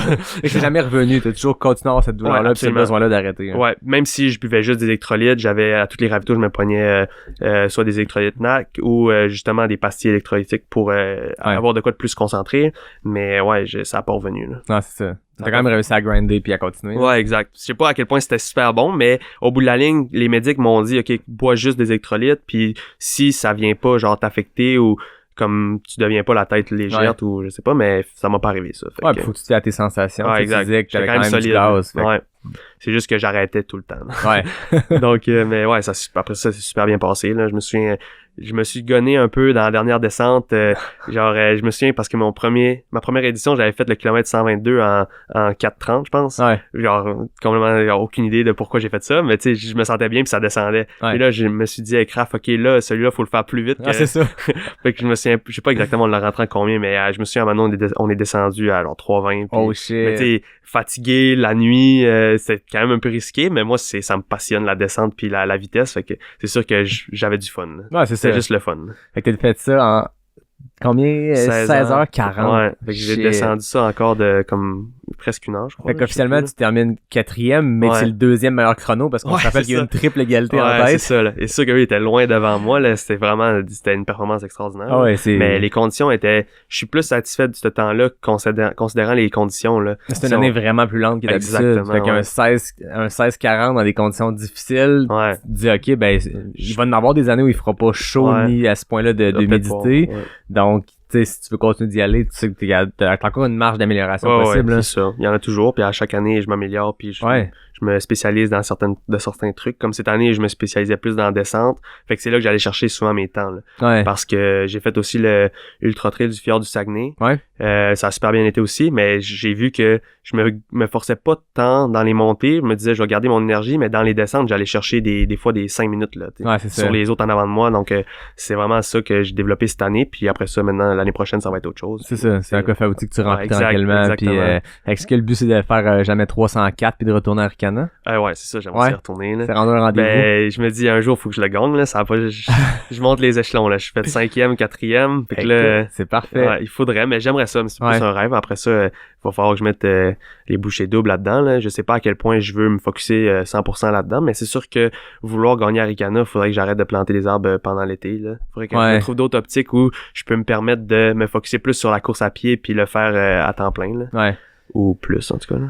Puis, c'est toi qui viens de la Gaspésie, est-ce que les courses gaspésiennes t'intéressent de revenir? Tu disais le parc de la Gaspésie, c'est là que t'as passé ton enfance, là, ils viennent d'annoncer quelque chose qui était un peu long. Ouais, ben c'est sûr que ça me titille un peu, là. J'aimerais vraiment ça, mais c'est comme pas mal dans le même temps qu'Arikana, là. Ouais, c'est... Donc, les deux peuvent pas être des objectifs A dans une saison. Non, c'est ça. Pour ceux qui comprennent pas, on parle du Trottoir Chic Shop, le 170 kilos qui viennent d'annoncer. Le 88 aussi qui est pas piqué des verres. Ouais. J'en parlais avec l'équipe, avec Audrey et Eric, puis ça va être le 88 kilos le plus challengeant ever, mais tu sais, des fois, les gens qui sont pas prêts à faire le saut parce que c'est un 100 000, mais c'est pas un simple 100 000. Il y en a pas de simple, mais je veux dire, ça va être un des plus toughs au monde. Et je voyais sur Internet, le monde parlait de la Diag de l'Amérique, la Hard Rock de l'Est. Sur papier, en tout cas, ça augure très bien d'être quelque chose de challengeant. Mais le 88, je pense qu'en termes de temps de course, en termes de degré de difficulté, c'est de quoi qui va jouer dans les mêmes tales que le QMT 110 et Arikana 125, qui sont souvent comparés, qui un est un peu plus court, mais plus challengeant sur certains points. Fait que je pense que ça va être le même genre de talle de distance. Fait que ça va être c'est des beaux défis qui s'en viennent dans le parc de la Gaspésie. Ouais. Ça, c'est sûr que ça me fascine, là. J'ai pas fait de course encore en Gaspésie parce que souvent j'étais à l'extérieur pendant la saison, là. Puis cet été, je l'ai passé à Québec, là. Ouais. Donc j'ai fait plus les courses de trail à Québec, mais c'est sûr que moi, c'est dans mes rêves aussi d'aller courir en Gaspésie, là. C'est mon terrain de jeu, là. Ben oui. Puis j'ai développé aussi, dans le temps, j'ai fait les raids d'aventure, donc j'ai vraiment développé la passion pour les sentiers et puis tout ça en Gaspésie, là. Donc mais je pense que les raids d'aventure aussi, c'est une très bonne préparation pour des ultras quand on parle de temps sur les jambes, mais de tout le reste, là, je veux dire, ça combine plein de sports, c'est multisport, je pense que les premiers balbutiements du trail venaient du raid d'aventure, puis il y a beaucoup de monde au Québec, je pense des Jeff Tapp, des gens fortiers, c'est des gens qui viennent du monde du raid, qui après ça ont développé le trail, mais toi, c'est quoi que tu vois comme parallèle entre ces deux sports-là, ces deux types d'événements-là? Ben moi, c'est que j'ai commencé avec ça. Dans le fond, quand je suis sorti du secondaire, j'ai fait le raid d'aventure en Gaspésie, le raid international Gaspésie, avec mon coach de basket dans le temps. C'est vraiment une expérience comme pour le fun, puis il m'avait invité, puis j'étais comme je vais le faire. Je je suis partant, puis on connaissait presque rien là-dedans. Là. Ouais. Nous, on s'était perdus parce que c'était en orientation en plus, là, fait qu'on avait pris des cours de boussole, puis pour savoir comment utiliser une carte, puis et tout, mais c'est sûr que c'était bien organisé au bout de la ligne, là, on pouvait pas vraiment se perdre, là. Mais c'est l'année d'après que j'ai fait ma première année avec Raphaël Arsenault. Ça nous a développé ensemble en tant qu'athlète parce que c'était mon meilleur ami, puis on décidait de se développer en tant qu'athlète d'endurance. Puis là, c'est là qu'on a comme pris la piqûre. Fait qu'à chaque année, on l'a fait là, les 4 années d'après. Puis on se développait. La première année, on était pourris en orientation. on s'était perdu pendant 5-6 heures. Fait que là, l'année d'après, on a corrigé ça. Mais là, lui, il a brisé son vélo les 2 journées du raid. Donc là, on a perdu beaucoup de temps pour ça. Mais là, après ça, l'année d'après, on a corrigé ça. On avait des meilleurs vélos. On a gagné le 150 km. Fait que là, on était challengés. C'était le fun. On était motivés. Fait que là, l'année d'après, on a passé aux 300 km. Puis on est arrivé 2e. Donc, on a vraiment développé notre endurance, développé notre piqûre là-dedans. Puis votre complicité aussi, je notre pense. Complicité J'entends que c'était avec lui qui était ton pacer aussi à Ricana. Exactement. Et tout, oui, on a toutes mes courses après ça. Vous connaissez par cœur. Oui, exactement. Puis on a fait le tour du Mont-Blanc ensemble. On a voyagé ensemble. Donc, c'est sûr qu'on avait une bonne complicité dans la course puis dans les sports. Là, puis on s'est développé en tant qu'athlète ensemble. On se pousse là, au bout de la ligne. Là. Puis c'est motivant d'avoir quelqu'un à nos côtés, de pouvoir vraiment justement développer ça. Là, de se challenger. Là, parce que lui, il a fait des courses cette année. Puis ça me challenge comme Colin. OK, il a fait ce temps-là. Là, faut que j'aille pousser un peu plus. Puis c'est ça qui est le fun aussi. C'est une compétition. Ouais, vraiment sain. Là. C'est ça qui est le fun. Bon. Avant qu'on termine, parce que c'est vraiment intéressant, puis je trouve que le parallèle plantation d'arbres trail, j'ai le goût de te demander une question à 2 volets. C'est quoi que tu vois qui est la plus grand, je sais pas comment dire, c'est qu'est-ce qui aide le plus d'un point de vue mental, de point de vue physique, de la plantation d'arbres à la trail? C'est quoi les éléments qui font de toi un athlète de trail dans la plantation d'arbres? Ah, c'est super bon. Ben, je dirais que c'est le moment passé avec toi-même. Ouais. Genre, la difficulté moi, c'est pas une difficulté, là, c'est quasiment, j'adore ça, là, mais c'est que souvent, en planting, on va passer 8-9 heures tout seul, avec toi-même en train de faire un effort physique. Puis ça se relie directement à la trail parce que on le fait, c'est ça la trail aussi. Souvent t'es avec des gens là, mais si t'es pas capable de passer du temps avec toi-même, moi j'écoutais pas de musique quand je plantais des arbres justement parce que je voulais développer ma force mentale. Puis aussi parce que après ça me déconcentrait, puis je plantais moins d'arbres, là. Mais surtout être capable de le faire puis d'être dans des pensées puis de pas te démotiver aussi là. Puis d'être bien dans ces longs moments-là, à juste être en conversation avec toi-même. Conversation avec toi-même puis écouter la nature puis être dans ta bulle là. Souvent c'est ça là. Moi mes journées passaient comme si de rien n'était justement parce que j'étais dans ma bulle puis j'embarquais dans une zone. C'est la même chose pour la course, je rentre dans une zone puis je peux passer exemple kilomètre 60 à 80 dans Ricana sans même pas réfléchir puis juste Colin, je suis déjà rendu à 80 puis ça passe vite là. C'est de quoi qui s'entraîne, j'ai l'impression. Sans s'entraîner, c'est de quoi que tu sais si tous les jours de ta vie tu cours avec de la musique, même des longues en trail, tu te mets de la musique, ce que je recommande pas, c'est le fun d'entendre la nature, mais c'est le fun aussi d'entendre les animaux s'il y en a, mais bref, si tu t'entraînes continuellement avec des gens à jaser ou de la musique, c'est très bien. Mais en course, il y a des moments où tu vas être tout seul. Exact. C'est là que tu peux te creuser un beau petit trou si t'as pas apprivoisé ce temps-là seul. Là. Moi, c'est vraiment ma force, là, la force mentale de justement être capable de pousser à travers les moments que t'es tout seul. Là. Puis, ça, c'est vraiment le truc que, moi aussi, je conseille pas au monde de courir avec de la musique. Là, parce que, oui, c'est vraiment le fun, puis c'est le fun d'aller faire tes intervalles avec la musique, mais c'est une motivation externe que t'auras peut-être pas nécessairement à tous les moments de ta vie, puis le moment de course à pied aussi. Là. Ça va dans tous les volets de la vie, là, mais genre... au bout de la ligne, moi, c'est ça, la course à pied, j'essaie de focusser plus sur la force mentale, tandis que si t'as de la musique, ça veut pas dire que tu vas toujours l'avoir. Là. Non, c'est ça. Puis le point de vue physique, le parallèle entre les deux sports, qu'est-ce qui t'aide le plus? Ben, au niveau physique, c'est le temps sur les jambes. Là, c'est sûr, là, la course à pied, le volume, tu peux pas créer ça instantanément. Là, la fitness... ça va de même, là. C'est plus que tu passes de temps sur tes jambes, plus que tu vas la développer. Puis au planting, on développe ça. Là. Le temps sur les jambes, je peux passer 500 heures sur mes jambes pendant l'été. Puis au bout de la ligne, c'est ce que ça me développe avec la course à pied. Là. Vraiment intéressant. Qu'est-ce qu'on te souhaite pour 2024? 2024, honnêtement, j'ai pas encore rien de planifié pour 2024, mais... de l'endurance puis du temps sur les jambes puis pas de blessures là. C'est ça l'important, on reste en santé. Il faut là, c'est important. On arrive à un moment, j'ai senti que t'étais un gars compétitif. Là les questions avec l'Arnaque, c'est compétitif et on est maintenant avec une double égalité en tête chez les hommes pour le record. Yvan L'Heureux a eu le record 10 questions 10 secondes pendant des mois, des années seul. Et Yannick Bernard, à l'épisode 169, l'a rejoint. Ouais. C'est un record qui s'est fait ici, assis sur cette même chaise-là, il y a vraiment pas si longtemps. Il y a moins de délai là, qu'en ligne. Là. Fait que là, je m'étais dit que j'allais me pratiquer, mais je l'ai pas fait finalement pour essayer de plus honnête. Fait que la dernière fois que je les ai entendus, ça date de des mois. Là. Écoute, la première question est toujours la même, mais après ça... Ah, c'est ça varie, hein. Fait que OK, faut que je me... Parce que c'est stressant pour moi aussi, là. Ah ouais, hein? Il y a peut-être des records qui sont pas battus parce que j'ai pas été assez rapide. Là. Ben là, je suis compétitif, mais je me mets pas de stress trop. Là. Parfait. Bon, ben, tu me dis quand t'es prêt. Go. Route ou trail? Trail. Sentier roulant ou technique? Technique. Montée ou descente? Descente. Café ou thé? Thé. Côte est, côte ouest? Ouest. Questionnaire Clim ou melon d'eau? Melon d'eau. Roche ou racine? Racine. Été ou hiver? Hiver. Fidji, Hawaï? Hawaï. Australie, Gaspésie? Australie.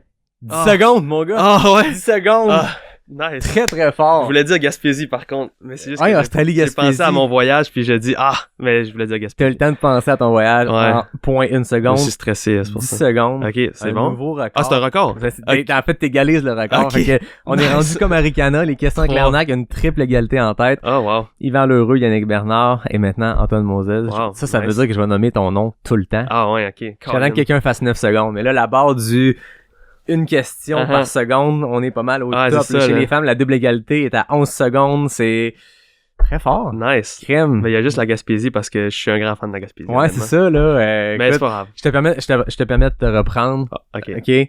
Australie ou Gaspésie? Gaspésie. Yes, OK. Je vais pas le modifier au Non, montage, c'est bon. mais c'est ça. c'est quoi la place à visiter en Gaspésie? Ah, Selon, la baie des Chaleurs. La baie des Chaleurs. Puis le parc de Gaspésie, mais la baie des là, tu sais, Chaleurs, t'en nommes c'est deux, là, t'en nommes un pas. joyau. Un joyeux. Ah, c'est tellement beau, là. Ouais. Ouais. Il faut. Il faut, puis en fait, moi, ce que je recommande aux gens qui vont faire, on va les faire percer, on va les faire Forillon, ces courses-là, revenir par la baie des Chaleurs, Ouais. ou y aller, mais tu sais, je veux dire, Ouais. ce qui est le fun, moi, faire un aller-retour en char, c'est Mhm. plate. Tant Ouais. qu'à se rendre aussi loin, fais la grande boucle, puis arrête. absolument. C'est magnifique, là, la Ouais. boucle de la Gaspésie. Là. Mm. Ouais, la côte sud. Ouais, exact. Ben, un gros merci, Antoine. merci à C'était toi. Vraiment une belle discussion. Ouais. C'est le fun quand, après 173 épisodes, on se commence sur un nouveau sujet complètement. Puis les parallèles avec le trail étaient naturels, mais t'es vraiment très intéressant. Félicitations pour tout ce que t'as accompli. Puis c'est le fun, genre, de tout ça que toi. Ben oui, moi aussi, j'ai vraiment aimé ça.